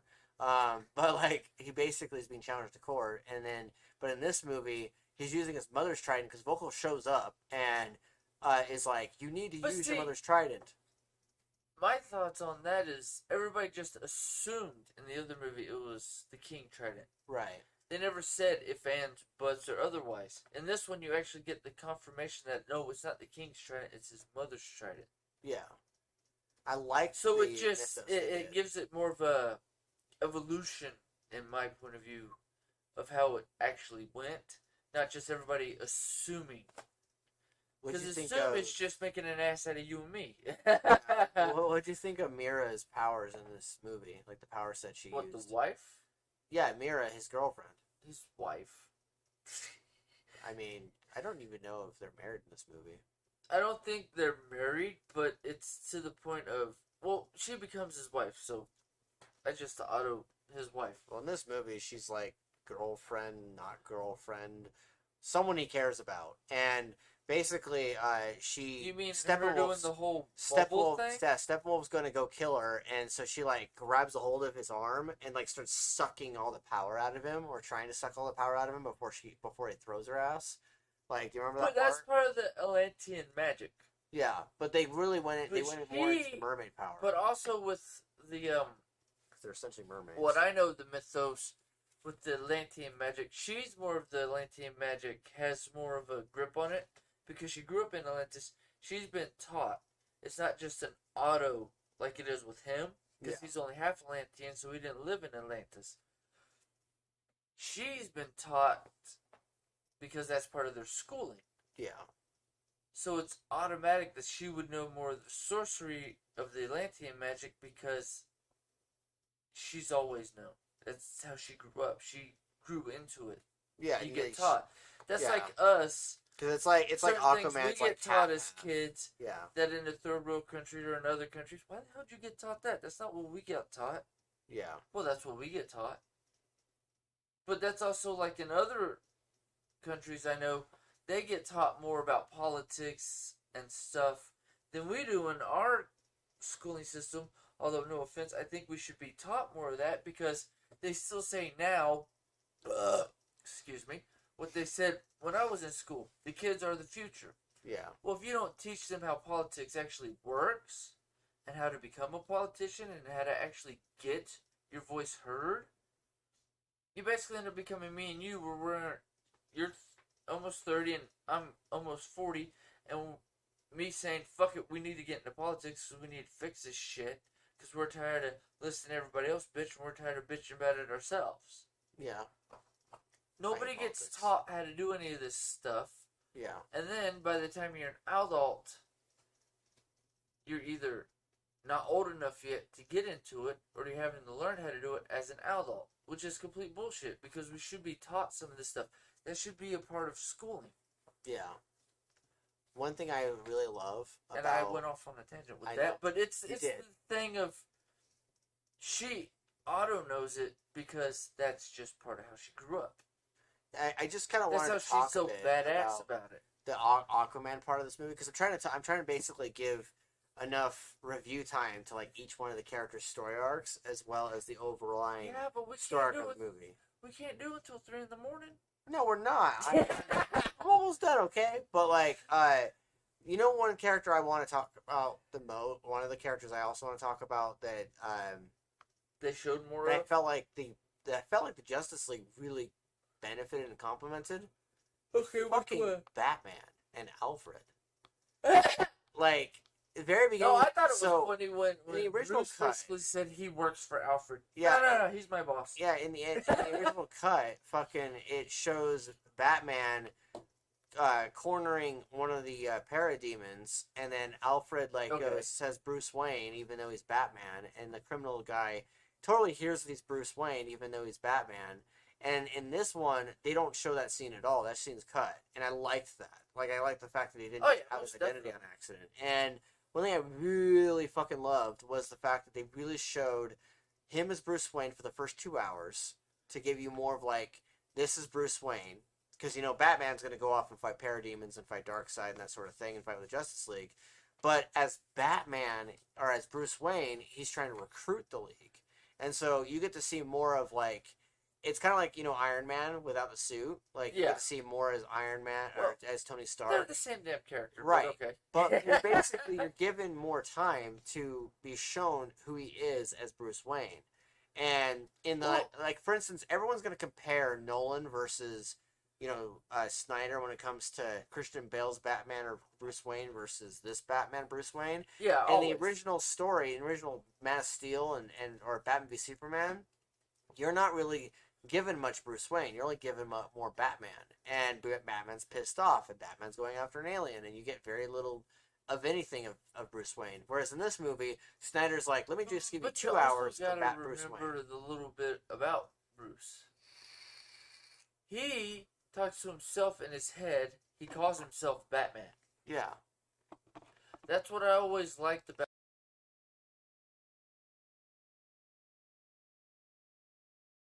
is. You're gonna have to do it again. Oh, no, No, there not. it is. It's right there. Nice. But like, no, it's one thing I really want to talk about was the fact that in this movie, not only do you get Batman, but you also get Bruce Wayne. And one of the things about Batman is that Bruce Wayne is the facade. That's usually what it is. In this one, Snyder kind of gave him more of like a character in this story because he wasn't showing Batman as the real personality. He was showing Bruce Wayne as the real personality. Whereas... Bruce Wayne is who he is. Yeah. Batman's just his... That's what I want to do. Because I'm already rich, so fuck it. Flash is like, so, what are your superpowers? And he's like, I'm rich. Right? Most definitely on that for a superpower. What's your superpower? I'm rich. Yeah, and then fucking Alfred's just like, every time you see Alfred, he's fucking making tea. And with the fucking... and he's making coffee and shit. And, like, when the League goes into the Batcave, he's just like... They're like, wait, Alfred? Who's Alfred? He's like, he works for me. I work for him. And like, and it's like technically speaking as Batman, yeah, he does work for Alfred, even though Bruce Wayne owns the place. And so it was kind of weird and interesting how that dynamic was. And I really I like that for the fact of, depending on the mythos you follow and whatnot with Batman, Alfred's always the one backing his ass up 99.9% of the time. He's the one covering Batman's ass as Bruce Wayne, or no, he's sick this week, even though he's off on the other side of the world, trying to save the world. Did you notice on the screen, one of the screens they showed of Alfred, when he was keying in all the stuff on the computer, on his profile it said that he was previously CIA? Yeah. Did you notice that shit? Okay, depending on which Alfred you look at, he's some sort of agent for some sort of... He was an operative, and that's how he ended up getting in contact with Bruce Wayne. It was CS... Because he worked for... CIA, he worked in association with Bruce's MI6, parents. Yeah. The Brit, from Britain. Yeah, he was It was one of the two. Operative. He's always been a government until he retired and became the butler. What also was funny is, you remember how in Nolan's Dark Knight, when they're going down up the elevator, and he's like, and when Michael Caine's Alfred is just like, so what are you gonna say, Bruce, when the whole thing backfires? He's like, I'm gonna say it was your idea. Remember that? Yes. Because remember, originally in Batman Begins, when they're on the plane, and this is going to the Nolan verse, by the way. Yeah. When they're on the plane. And Bruce is just, he's falling asleep in meetings. He's constantly obsessing over trying to do something with this Batman outfit that he's trying to customize. And he's trying to get Alfred to work with him on it, and then Lucius Fox. And then Alfred is just like, pitches the idea of Batman to him. He's like, what if, it's really hard to get away with falling asleep in board meetings and going out and punching people with your bare hands, Master Wayne. So why don't we create a facade? And he's like, what do you mean facade? And he's like, Bruce Wayne is the mask. He's like, you are the playboy billionaire philanthropist by day, but by night you are the Cape Crusader. You are the Dark Knight. And he's just like, are you trying to encourage this? And he's like, I'm not trying to encourage that you go out and beat people up and risk your life, Master Wayne. That goes against everything I swore to your parents when you were a little boy. What I'm trying to argue is a way to help you with being able to stay safe with your identity and be able to still do this thing if you truly believe in it. I only want you to do it if you truly believe in it. And so then essentially Alfred plants the idea in his head to be Batman and to be Bruce Wayne in all reality. And so in this movie, when he goes and says, I work for him, you're just like, oh shit, like that conversation had to have happened like 20 years ago. Like, that was what went through my head, was I was like, that conversation happened 20 years ago, because I'm remembering Batman Begins, because I'm like going, oh shit, like I'm remembering Dark Knight when he gets all the surveillance cameras throughout the city to show all the different images in that one building, and he's just like, and Lucius is like, you mean with all the photos? Yeah, Lucius Fox is just like, you have every camera in the city showing you surveillance footage, and he's like, impressive, isn't it? And he's just like, and also unethical and illegal. He's just like, yeah, I remember that. And it's just like he like does that whole thing, and then that was after he talks to Alfred in the elevator. And he's like, I'm gonna say it was your idea, and I'm just like going, I'm like, oh shit, like this is great, full circle from the first one. Oh yeah. And so in this movie, it was Snyder. I feel like it was Snyder's way of being like, by the way, remember the Nolan verse from like forever ago? Here's your nod. Like I'm gonna tag team. See, I saw them doing nods to other people who've done the storylines here and there, and some of the stuff I saw them giving nods to on some of the stuff the CW's done with the Batman, Superman, and some of the other superheroes in the background. I saw them give certain nods to some of that stuff. Oh yeah, by the way. Yep. If anybody's been paying attention, here's this little bit too. By the way, one part I want to talk about. What did you think of the certain thing at the very end of this movie? And you know what scene I'm talking about? Oh, with Darkseid? No. It's the one where they're in the Martian nightmare. Manhunter. They're in the nightmare. And the whole city's burning. The whole place is on fire. Fucking Superman's burning everything. And Batman's talking to Slade. And he's talking to... oh, you mean with Joker? Yes. Where like... Oh, no. Where he's sitting there, he's talking to them. He turns around and he hears... No, that Joker was badass. I'm sorry, that's the Joker. I was like, why the fuck didn't you make this the movie Joker fucking douchebags? Not the one that they fucked up on with fucking Suicide Squad. Yes. This one was the one they should have done. It's like the real, true Joker.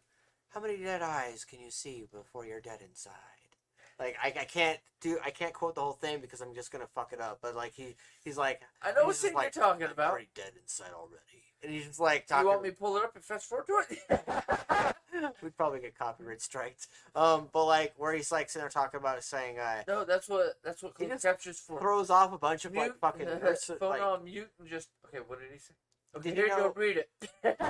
Leto actually said that the part that he said in the trailer where he's like, "We live in a society where honor is but a distant memory."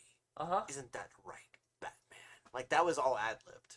That one line that they cut at the movie, they needed to have the fucking line in this movie, and yet they didn't. I was just like, I'm pissed. But like, fucking that Joker scene just gave me fucking chills. Like I was like, oh my god, like I hate the fact that the Joker scene. I was like, ooh. Fuck it, now there's the real Joker. Yeah. I'm sorry, that's like, the real Joker. It's like... one I like. Now one question, Batman. Why did you send a boy wonder to do a man's job? And you're just like, then he makes Batman also made some snide remark about the whole Harley Quinn thing.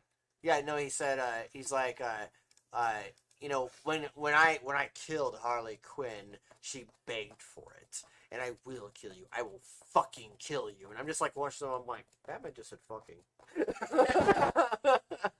I was like, this is great. This is amazing. This is the adult version of Batman. Like I loved it. Like I love that fucking scene. I felt like it was kind of an add-on to the movie a little bit, but I also felt like they needed to, because the thing that's not going to make it stand out from the Dark Knight's Joker is the Dark Knight's Joker was embedded in the fabric of that movie. Yeah. Like the whole point of it was watching Joker take Gotham's White Knight and turning him into something that was more on our level of like, criminals, civilians, everyone's level. Oh yeah, I get that. And the Dark Knight was essentially an inverted image of the White Knight, and that was the whole thing. That's the card, the whole card idea. And in this movie, he's more like part of a nightmare, and so this scene may not have happened, or it may have happened. It could happen, and that was the thing that was the problem I had with it. I thought it was supposed to be in the future where Superman went evil. Yeah, and they're trying to figure out how to take Superman out. But that's also why the Joker card being ripped Batman coincided himself with Slade and a few of those other characters. For the simple fact is, Batman's the millionaire who's figured out how to kill everybody because he's also a genius. Yeah. Which means, who's he gonna grab to take out basically the evil version of the Justice League? Yeah. All the bad guys who go after them 100% of the time and will kill everybody. I'm using an epic card here, but it's a visual example, but it's like, so like, this card, if it gets ripped in half, you will consider this allegiance null and void, and I will kill you. I will kill all of your people you know and care about. But if this card remains unripped, then we will be considered. And he goes to shake his hand, and your Batman's just all like, "Do I really want to? Fuck you, god damn it!" And he just like shakes his head, and you're just like going, "Fuck, Joker and Batman are be working together. God damn it, why can't we get that movie?" Who says we won't? Yeah, like, I'm really hoping that they do a restore the Snyderverse type thing, because the hashtag has gotten like 15 billion hits or something like that, or 15 million hits. Like, it's gotten a lot of hits, and I'm really hoping they fucking... because everybody's happy with the Snyderverse. I mean, I'm sorry, it was badass. Yeah, like, I fucking love this version of But Joker. we need to wrap this up, because it's starting to get late, and I need to get home to sleep. So that way I don't crash out tomorrow. I was going to read out a chapter. You waited too long. No, I didn't. It's like almost 2:30. We were doing a very long review of Snyder Cut, and then we had to do all this technical stuff. So I'm gonna read out a chapter, and then after that, you can go. Promise it won't be a long one. All right, pick the shortest one in your book. You know what chapter that is better than I do. Especially when you thought you had flip-flopped chapters, but you didn't. Yeah. Nothing wrong with that. The last chapter where everybody's fucking each other. That's the only chapter we need. Well, the last chapter is the very end of the book. I don't know if I should read that out. See here.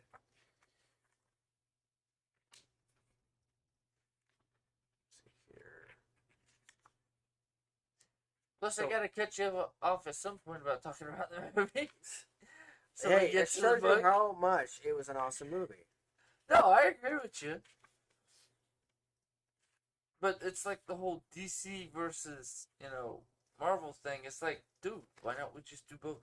Yeah. That's why I also like the, the combination of them sort of thing. Like, what was the name of the comic where they had the DC and the Marvel merged? Yeah. I love that sort of comic where you merge the universes.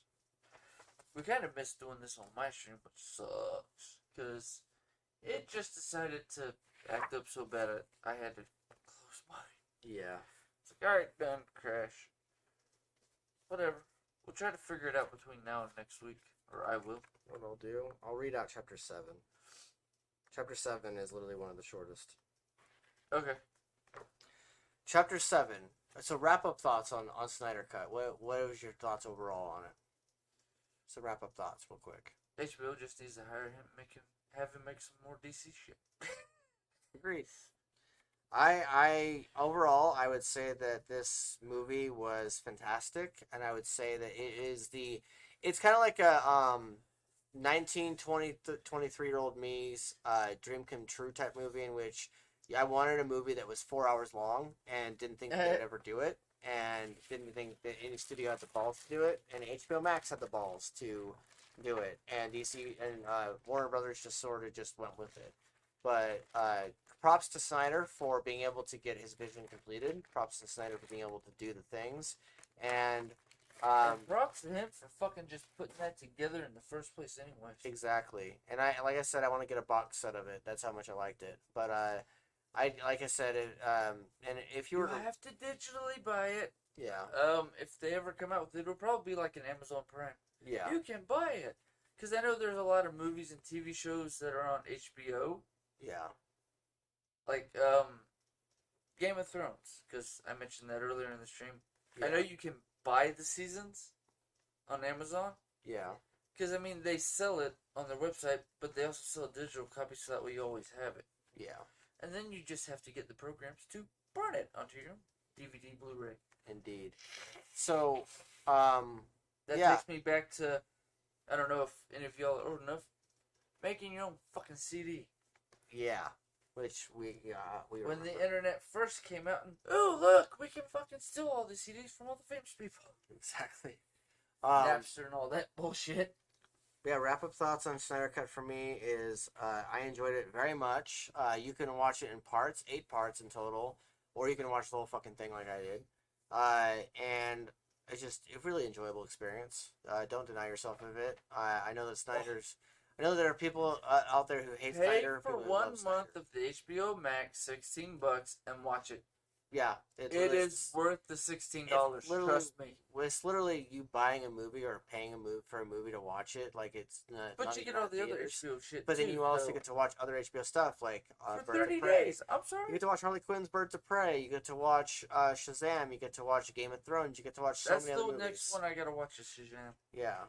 So, but anyway, I'm gonna go to reading this. I'm gonna read out chapter 7 out of this book. It's a Violus' point of view, and that way we can kind of get on with it.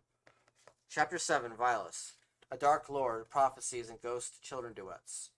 Meanwhile, this was like right after Sham's point of view in chapter 6. All he did was fall asleep, like any other night, and now a dead child stared at him with beady red eyes. He stood on a wide open plain of crimson sand and saw tendrils of webs in the immediate horizon. He saw a platform ahead, about 100 feet away, that he could measure anyway, and there was a figure laying there. He fingered his brass knuckles, the gift his mom had given him the previous night. She told him they were magical, and to protect himself. He just nodded his head. Yes, Mom. At least it's not killer clowns this time, but those spiderwebs do not tease good times, Violus spoke aloud. Spiderwebs, a boy's voice said behind him. Do you not see the webs and spinning thingies around us? Violus said. He ignored the fact that he didn't notice the kid immediately. Dreams are weird. You can never tell what would happen next. Those are the master's creations. He likes to play with the queen. They play with the girl. The boy pointed ahead to the table ahead of them. Violus started walking ahead, noting the many webs that spun around up above. The place seemed eerily familiar, and he couldn't quite place where. It felt cold here, but the ground beneath his bare feet felt warm, very warm. It also smelled damp and wet. Heavy scent of iron and blood filled the air, which made Violus wonder where the liquid supply was. Where there was blood, there was always bodies. He finally reached the platform, which engraved on the stone surface were symbols. The figure themselves turned out to be a girl who looked like Virema, her face almost identical, pretty, like Violus' friend. Was this the missing sister she mentioned before? Where are we? How did I get here? Violus asked. You dreamed, and she might have called you here. She was trying to call her sister here, and it didn't quite work. I don't know why, the boy answered. Why wouldn't calling Virema here work? And why did I dream my way to the missing sister? Violus asked. The girl stirred. Her body turned to the left and then to the right, and her hair began to thrush. She began to scream. No! Leave me alone! I'm not your plaything, Abraxan! The girl screamed. Harsh biting howl ripped from her mouth. Violus heard coy laughter echo around the chamber. Trinity, my girl, we will free you. We will save you. I am not a horrible master. We're together in our dreams. Braxton's voice snaked in the air, and Violus felt a horrible chill that ripped through his spine and gut. No! Trinity screeched. Her eyes opened wide, blue orbs of stormy skies, but they were glowing a brighter icy color. Oh, that pesky angel and his protection. We shall continue this when I freed you from his spell. Abraxan chortled, a dissatisfied sigh rippling in front of Violus. How about you leave her alone? That's a choice too. She said no, Violus blurted out loud. Ah, the boy who Merchant warned me about, Violus. Friends with Wulfric and Skaya. Braxton seemed to materialize out of nowhere, and his eyes were coals of darkness, a wolfish grin that spread across his face. Snaking tattoos across his chest and down to his belly. Braxton flexed his fingers, but his body seemed partially ethereal, like he wasn't really here, but he was. Trinity lay there, her eyes wide and staring at Violus. Watch out, he's not as weak as he seems, Trinity warned Violus. I ain't no whelp. I'll knock his daylights out, lady. Just watch. Dad would be so sad if I didn't. Violus gripped his brass knuckles, hoping to whatever gods existed that he wasn't just spitting bullshit. Let's test that child. Braxton seemed to grow in size and looked like a Goliath genie warlord on crack, his eyes manic with hungry glee. Sure, it's better you underestimate your opponent anyway. Violus squared up and popped his neck. I know I've noticed kids are your thing, though. Braxton's arm shoved straight at Violus, bony fingers ripping like feral knives. Violet parried the blow with his hand. The metal in his fingers brushed Braxton's fingers, and a hissing sound crackled in the air. Braxton snarled and looked at his fingers. They were oozing dark red liquid, and a couple of the fingers began falling off his hand. That's new. Awesome. Want to dance some more? I can do this all day. Violet waited for another strike, and Braxton howled. Ayla's magic. Clever kid. I know the scent of this power. Braxton looked at the metal breastplates that were in Violet's grasp. Where the hell are we anyway, Braxton? Violet asked. Isn't it obvious, boy? The tablet that has my Trinity trapped in the prison, Braxton snarled. Would have thought the son of Ayla would have known better. The tablet. Ah, the thing that the Brotherhood was trying to take from you. Rather, still back. Got it! Trinity doesn't seem to want anything to do with you, Violet remarked. Her mind has been muddled by an angel. She doesn't know what she's saying right now. Dante has messed with her mind for the last time, Braxton said. Go, Violet, save yourself. I can take his beatings, his dark magic. Come back with my sister and free me, Trinity said. I'm sure you could free yourself, but how would I find you again, Violet asked. I'll call to you, Trinity said.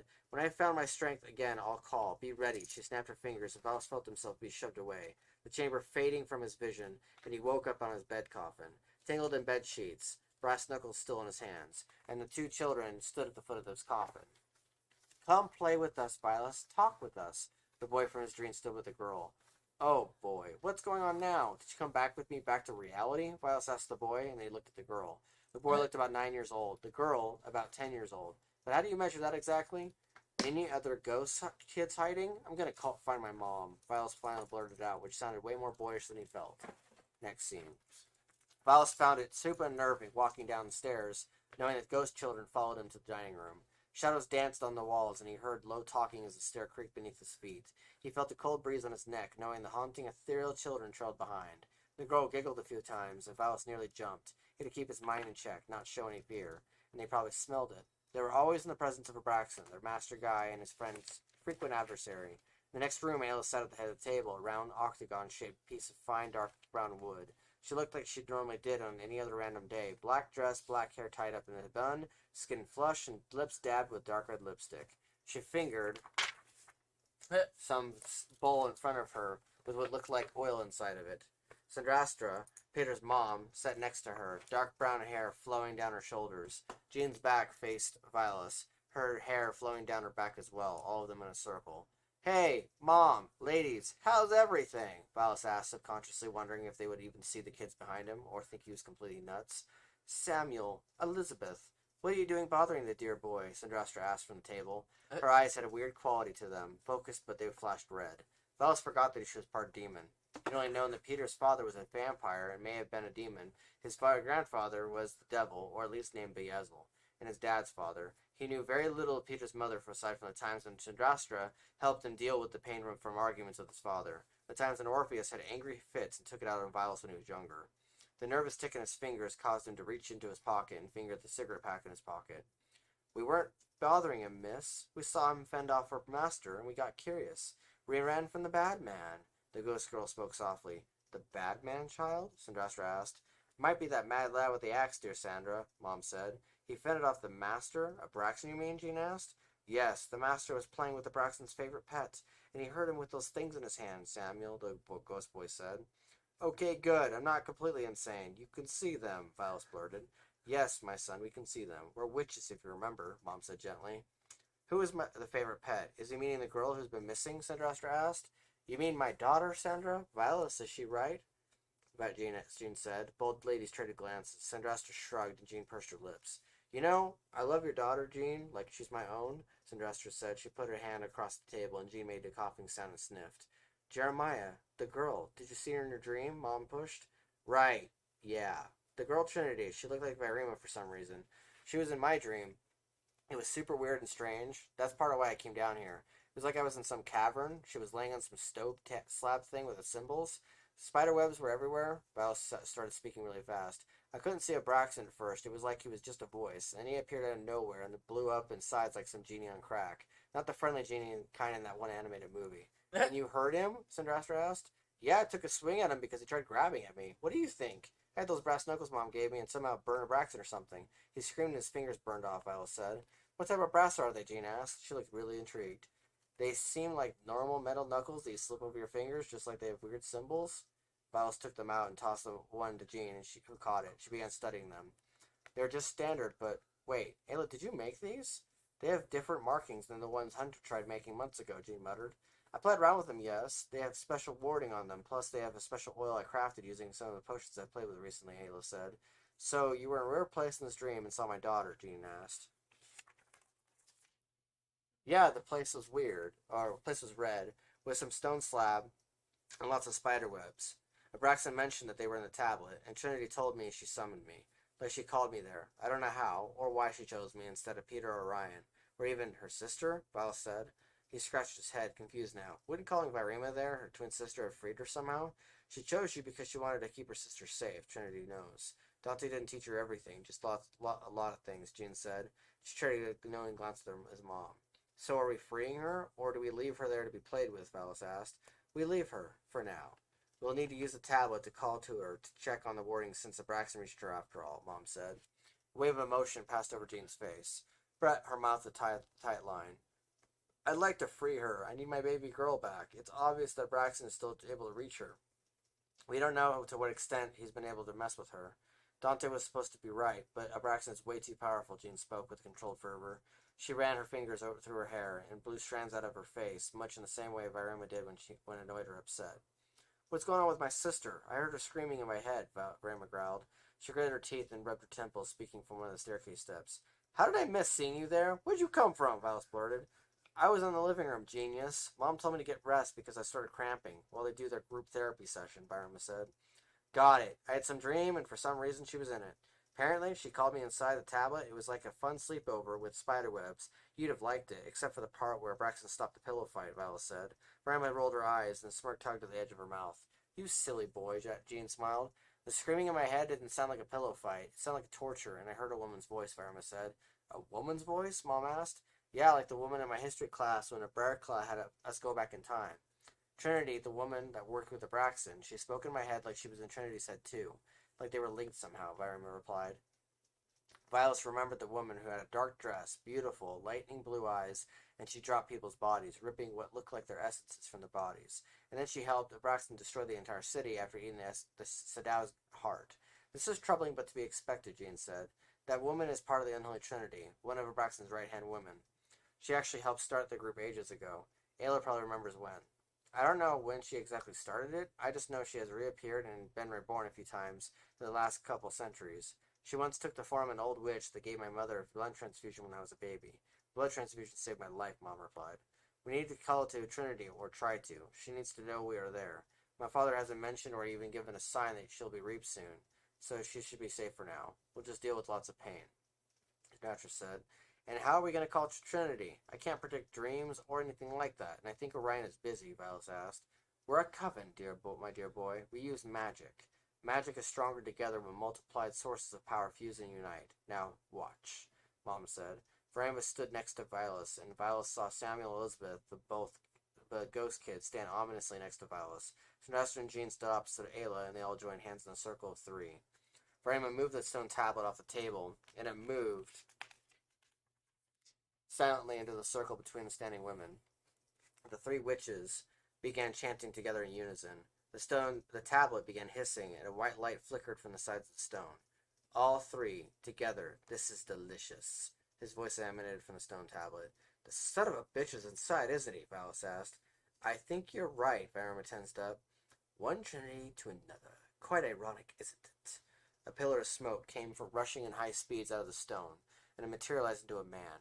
He stood with black tattoos snaking up and down his chest, his eyes gleaming crimson red, a hungry smile playing with his mouth.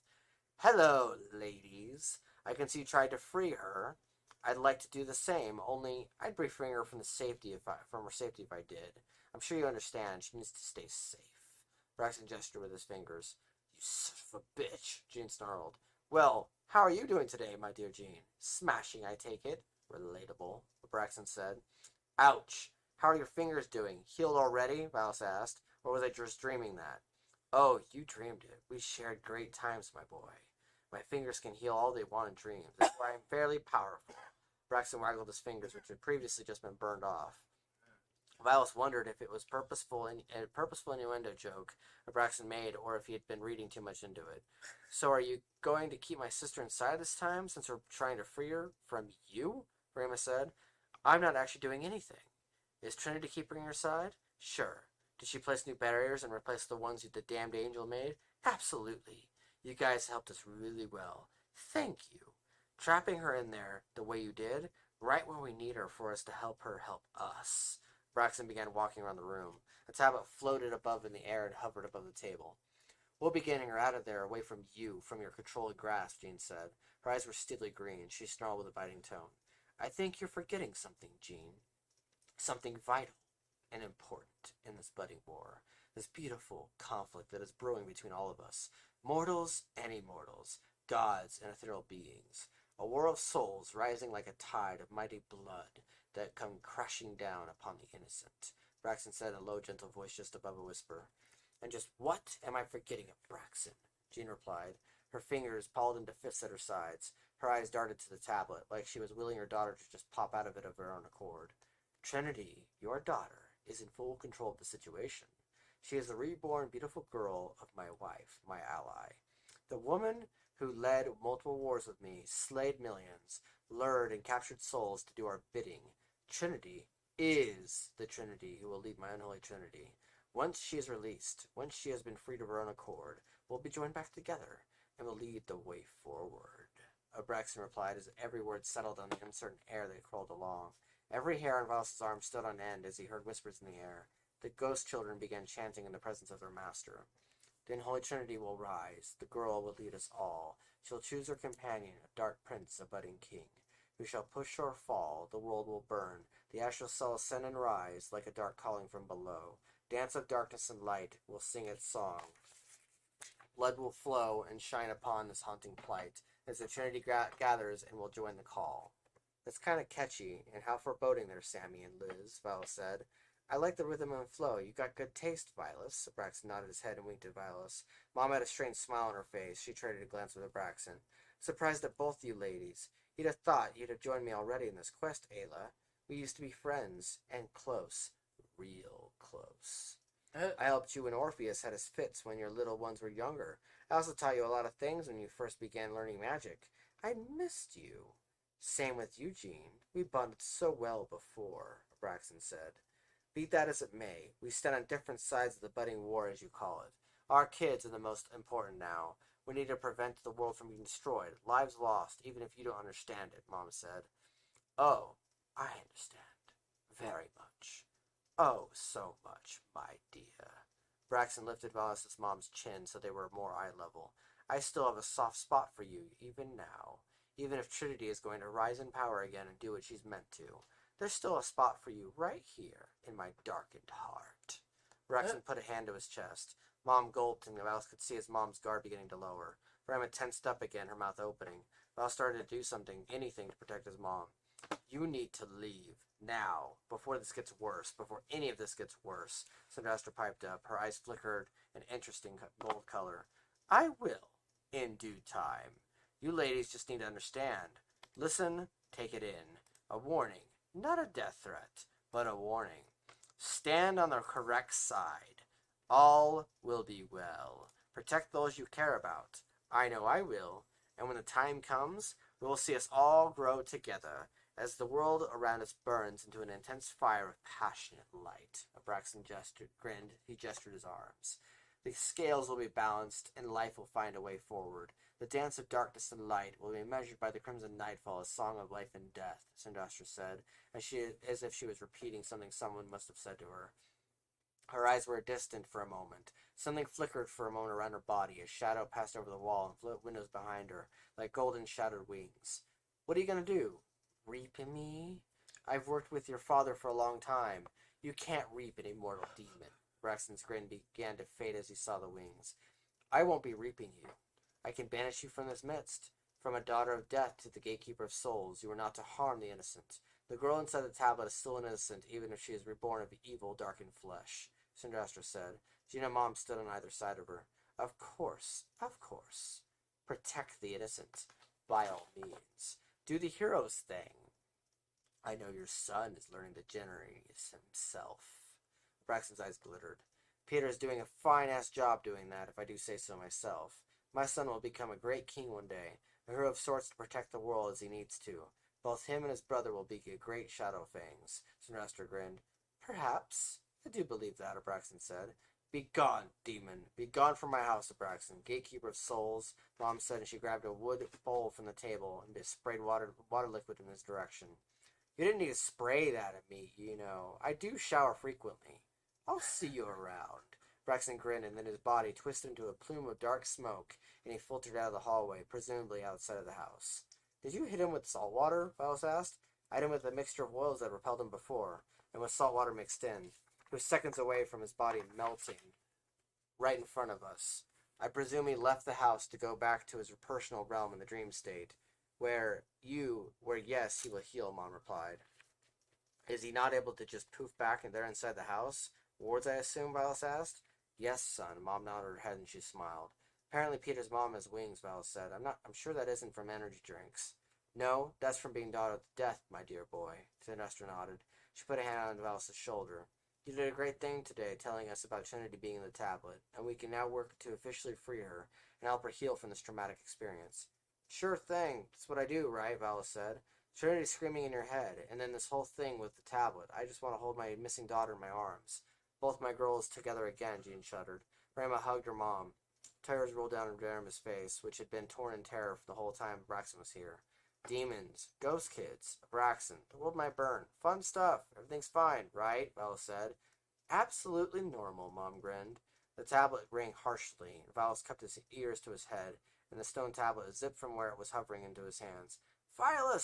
Free me from this prison! Violet held the tablet in shock. Sam and Liz were both gone, maybe to join their master. Trinity? Violet blurted out loud. He saw Verima drop to the ground, cupping her ears with her hands, and he heard the ear-splitting ringing again. Help me! Violet froze in shock while Jean rushed to her daughter's side. Together, Jean, Aelin, and Sinestro embraced as they worked to break the dark spell that Verima seemed to succumb to, weirdly tied to her twin sister's call for help. Next section. Trinity called to you? Verima asked him, her face still ashen from the previous night. Jean apparently had offered to keep her home from school, bring her Rio Kujiro, the school dragon. She declined it, saying that she couldn't keep missing classes. Sure, in a few weeks, midterms for their current subjects, history and arithmetics, were in full force, but Valis was given the impression that her classes were important. Valis felt like it was a joke, but he guessed it was filled that way since he was being also masqueraded with his father as a gangster. Yeah, she did this weird head thing where she spoke in my mind, and right after she screamed in my head, he began to convulse. Then her mom saved her skin, Valis replied. He felt a shiver just thinking about it. So much had happened in the last few months. He didn't like thinking of the man's death in the alleyway, nor the one who Sam turned out to be too slow to save. It scared him. Would he always be a little monster for his father to have on a leash? They were all circled around different monitors, watching video feedback of different battles. Some from the recent Great War. One Valis recognized the bear claw covered in his weird history class with the Sadao and the aristocracy. Valis swore he saw some weird dude with blue-tinted skin and fire for eyes a couple times. It burned bright, almost too much for the camera. I hear talking, Skya. Radicia, are you the two of you chatting? Wolfric, stay with Hurst. Valinor barked at the two of them. He had them all in groups of two watching video feedback. Ryan, Peter, Violet, Destin, Varium, and many others. Valinor barked at them to take notes and threatened them with a quiz. I could hear her, feel her. It felt so real, even though she wasn't there, Varium replied. Well, from what I gathered, she was right there, just in some stone tablet. And they really believed they could save your sister from Braxton. My mom is an ancient witch who just looks really young. She probably can, Violet said. You underestimate the power of a coven, V. Verima got tense. I don't. I understand they have power. Braxton also has power. I feel like I could have died in my dream. I dreamed about him. The ghost kids followed me out of my dream. They were stalking me in that hallway, Violet spit back. He felt shaken, yeah. He had brass knuckles, sure. So what? All he had were his wits. He didn't use magic like his mother did. Maybe he could. What if he couldn't? He never tried. Destin seemed more the type, always did. I also dream of him. He always appears when I sleep. He also hurts me a lot. I saw him with my sister, doing things with her, Verima spoke with fervor. Doing what? Violet asked tactlessly, and then the guarded look on her face told him he'd been dumb to ask. The flash of pain that etched her features, her body shifting on her feet, described the implied crime. Doing things. For the longest time he appears, sometimes for weeks, months, he won't appear again. But then he does again. And he likes to play. Irma bit her lip. Peter flashed a look at Violet. Irma shook her head at Peter. Don't worry about it. Children, pay attention. It's exceedingly important. Throughout history, those who fail to learn how to defend themselves, how to prevent atrocities, are either doomed to repeat it again, or they suffer alongside everyone around them. Lionel got a darkened expression. He didn't have his weapons with him, more than likely because it was a classroom. However, he did wear a button-up shirt and a pair of slacks with his boots. The faint scar on his face that arced across his face stood out in the looming light from above in the room, giving an ominous vibe. His trench cloak hanging on hooks by the wall. You will witness as the next couple of months pass, hell, the next few weeks, your closest loved ones or people you believe to be your friend. They'll expose their true nature and will find it hard to act against it. I advise to always look to where the axe, the bullet, is going to be, rather than where it currently lands. It always burns regardless, Leonard growled. Violet and Barima shared a glance. What did the grisly, angsty guy mean? Peter's face darkened as he looked at his godfather. Just then, a bald man with a cybernetic eye entered the wide room and crossed the white spade fast. He wore a similar cloak, only a grayish tint to it, and a tail split at the end. He also wore a brown bowler hat on his chrome dome. He spoke in hushed tones to Lionel and Violet, heard the name Trinity dropped. Something about the tablet and Hunter finding something. He might try to break her out. Dante, my sister, Verma cried out. Vi, calm down. Let's just watch the monitors. Let them figure it out, Peter reassured her, placing his fake robotic hand on her shoulder. Kind of hard to miss that fact. It gleamed when his hand lit up with electric energy, which it did just now, the gleaming sparks emanating. Don't shock me, you jerk, Verma yelled. Kids, calm down. Hey, Peter, I hope the hand is treating you well. Beazel and Damien asked me to check on you. I've been busy. I apologize, Dante tipped his hat. Beazel asked me about it this morning, Peter shrugged. We'll be right back. Focus on the videos, Lionel directed the class. Violet, this time with Virima and Peter, watched the various videos teeming with war and bloodshed. And that was the end of that chapter. Okay.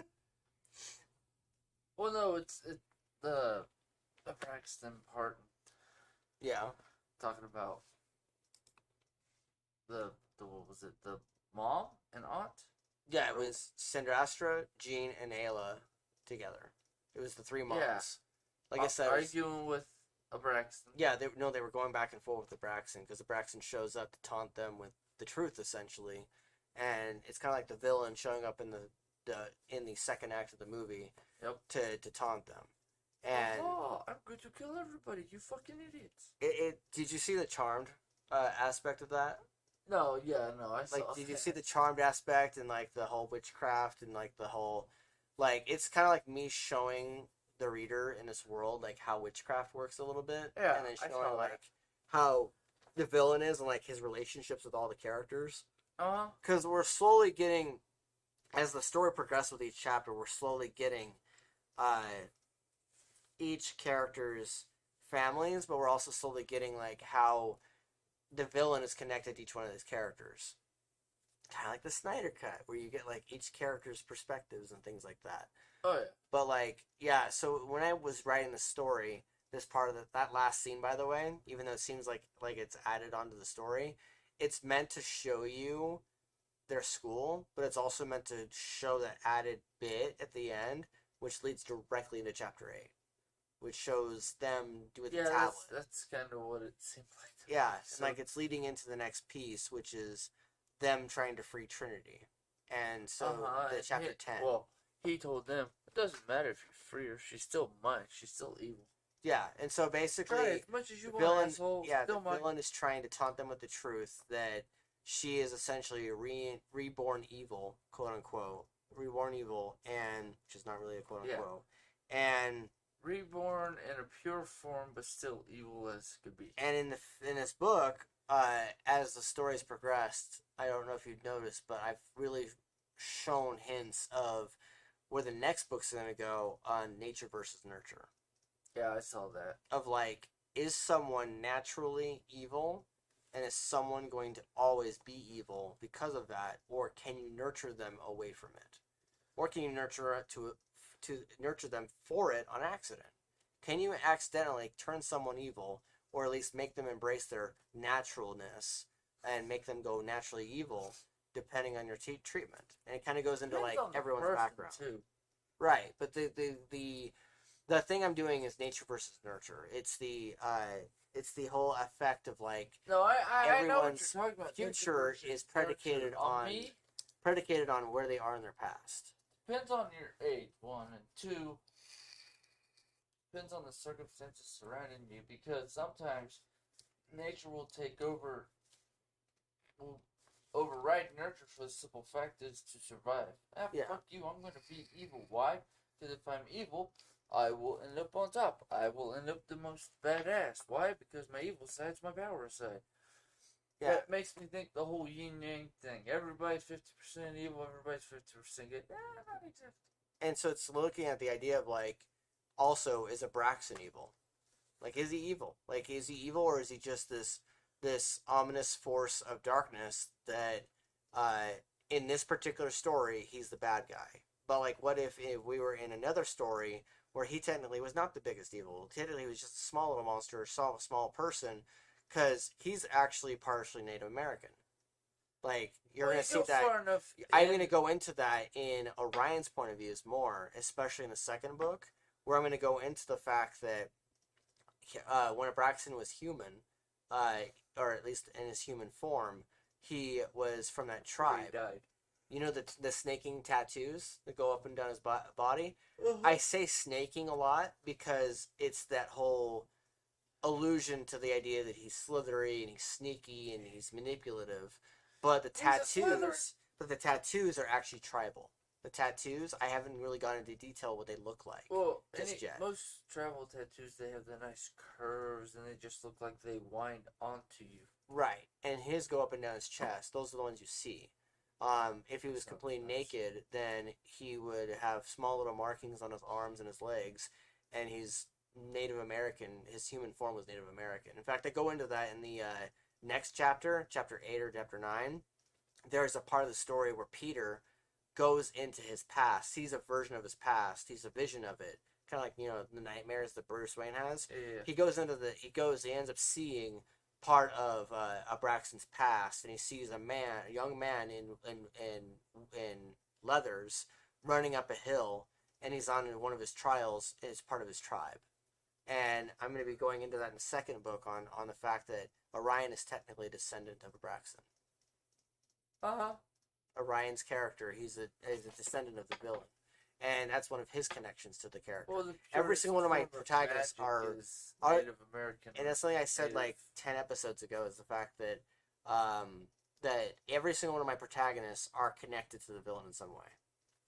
Every single one of them. Well, yeah, that's just a good story. Did you notice that when Ayla was talking about how she got a blood transfusion from Abraxan?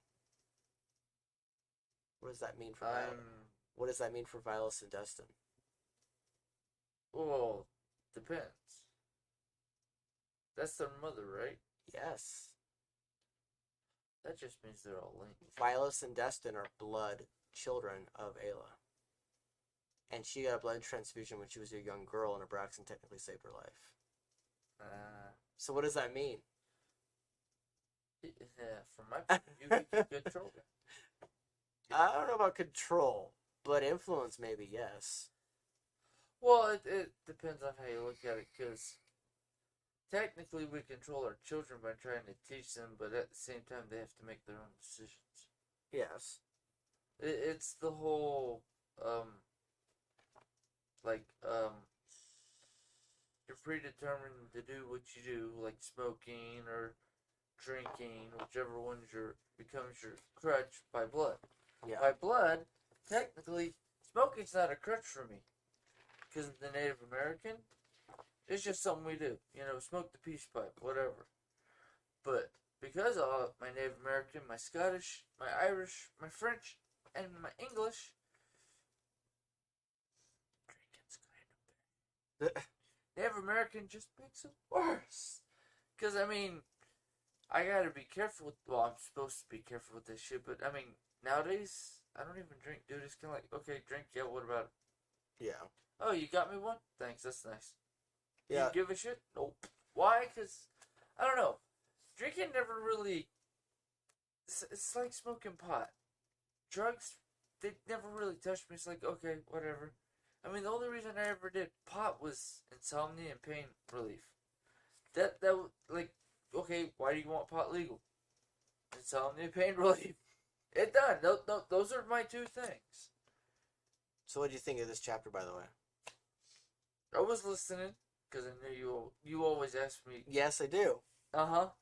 I always ask. And I liked the way that it was building on itself. Yeah. Them talking to him and him saying certain things and the way it was all intertwined. Yeah. I liked the way it worked. Okay. Awesome. Do you think it works as like a second act builder? Yeah. It does. Because you've got Sam's chapter, the very first chapter of part 2 is Sam, in which, if you remember, she has that nightmare, and then they're at court. Well, it's also Braxton basically saying, well, this is what's going to happen whether you fuckers like it or not. Yeah, like it's basically him saying that her fate is predetermined. And remember that conflict that happened in Environments chapter 11, where she ends up blacking out from realizing that Dante wiped Trinity's mind and manipulated Virema's mind, their memories, because the parents were trying to protect Trinity and Virema from what happened when she got stuck in the tablet. And so Abraxas is basically using the truth to manipulate them. It's essentially what it is. And well, I hate to say it, I kind of do that, because look, here's all the bullshit, here's how I want to fix it. Like, basically, I'm planting these seeds slowly throughout the story and hoping that the reader can connect to them. And I'm hoping that the picture is full. And by the time you get to book 2, it'll build onto it. If I was as good a reader as you and a few of the other people in my life. Every reader's good. Well, I meant, like, I can actually sit down and read a book without putting myself to sleep. Reading puts me to sleep. Having somebody else read puts me to sleep. Reading while I'm driving actually keeps me awake. That's why it's like, if you had an audiobook, I'd just buy that and have that fucker playing while I drive. Yeah, well, and I'd already be done with the damn book. I'm planning on turning this into an audiobook. Yeah, no, we've talked about it. That's why I've been reading out the chapters to get myself used to reading for long periods of time. Me reading out loud doesn't work. Me reading, just looking at the words and reading, I get into the story, but I get so deep into the story, I fall asleep. Yeah. It's just the way my brain works with the ADHD being an adult now. Yeah. Instead of keeping me awake because I'm so intrigued into the story. Like me last week trying to watch what this episode's been about, Snyder Cut. Mm-hmm. I was so into it, like I get into books, I literally put myself to sleep. I don't know why, but that's just a natural reaction that happens to me. Oh, this is such a good story. Oh yeah, wait, I was watching something. Okay, rewind. Oh, I didn't miss shit. I caught all that while I was sleeping. Cool. Also, Fast forward back 15, 20 minutes. Guess which character was noticeably absent in this chapter? It was, Peter. Wasn't it? He was name dropped, but guess he who was wasn't noticeably there. absent? Yeah. Guess who was noticeably absent? This is largely a Violence chapter. You hear his mom, and you see Peter's mom talking, because it's part of the Coven, and you hear Peter name dropped quite a bit, but... Yeah, but I don't actually see him in the chapter. But who's not in this chapter? No. I don't know. Ares. The dog. Well, yeah, of course, because the puppy dog that hell follows out. around Peter. Yeah, but he also appears in other people's chapters too, but, like, that character Yeah, but is usually noticeably Peter's absent. in that chapter too. Yeah. I've noticed. Yeah. If he's not around, the dog's not around. That is true. I've noticed that. But, like, yeah, so... Peter's dealing with shit over here, so the dog's right here licking and... Shut up. You love me. Wait a minute, something's weird. Their spell changed. And I've noticed little bits like that. It's like, yeah. But if he's not there, the dog's not there. Or at least that's what I've noticed. Yeah, so you did say that you had to leave and did say that we need to close this, so... Yeah, in conclusion, Snyder Cut was fantastic. I'm glad if you guys are still around by this point and have listened to the story. There's at least 3 of them. There was last I checked. Yeah, there was 3. If the person, oh, that was probably me. So yeah, if any of you are still there, then we appreciate you. I'm TPAW. I'm Carnage. And that's been Crazy Peace for this week. Thank you guys. Same bat time, same bat channel next week, and we will talk more about Lois and Superman, or Superman and Lois. Superman and Lois. I'll read out another chapter, and we'll kind of see where we're at. You gotta watch all. Well, it'll be 4 episodes this week now. So you got 4 episodes. 4 hours. 4 hours of Snyder Cut, 4 hours of Lois and Superman. It's gonna be fun. Yeah. So come back next week. See us talk about random stuff. See us talk about Lois and Superman. And see me talking about whatever the fuck I feel like. And then updates on over the week. And thank you guys for watching. Like and subscribe. And have a week. Enjoy.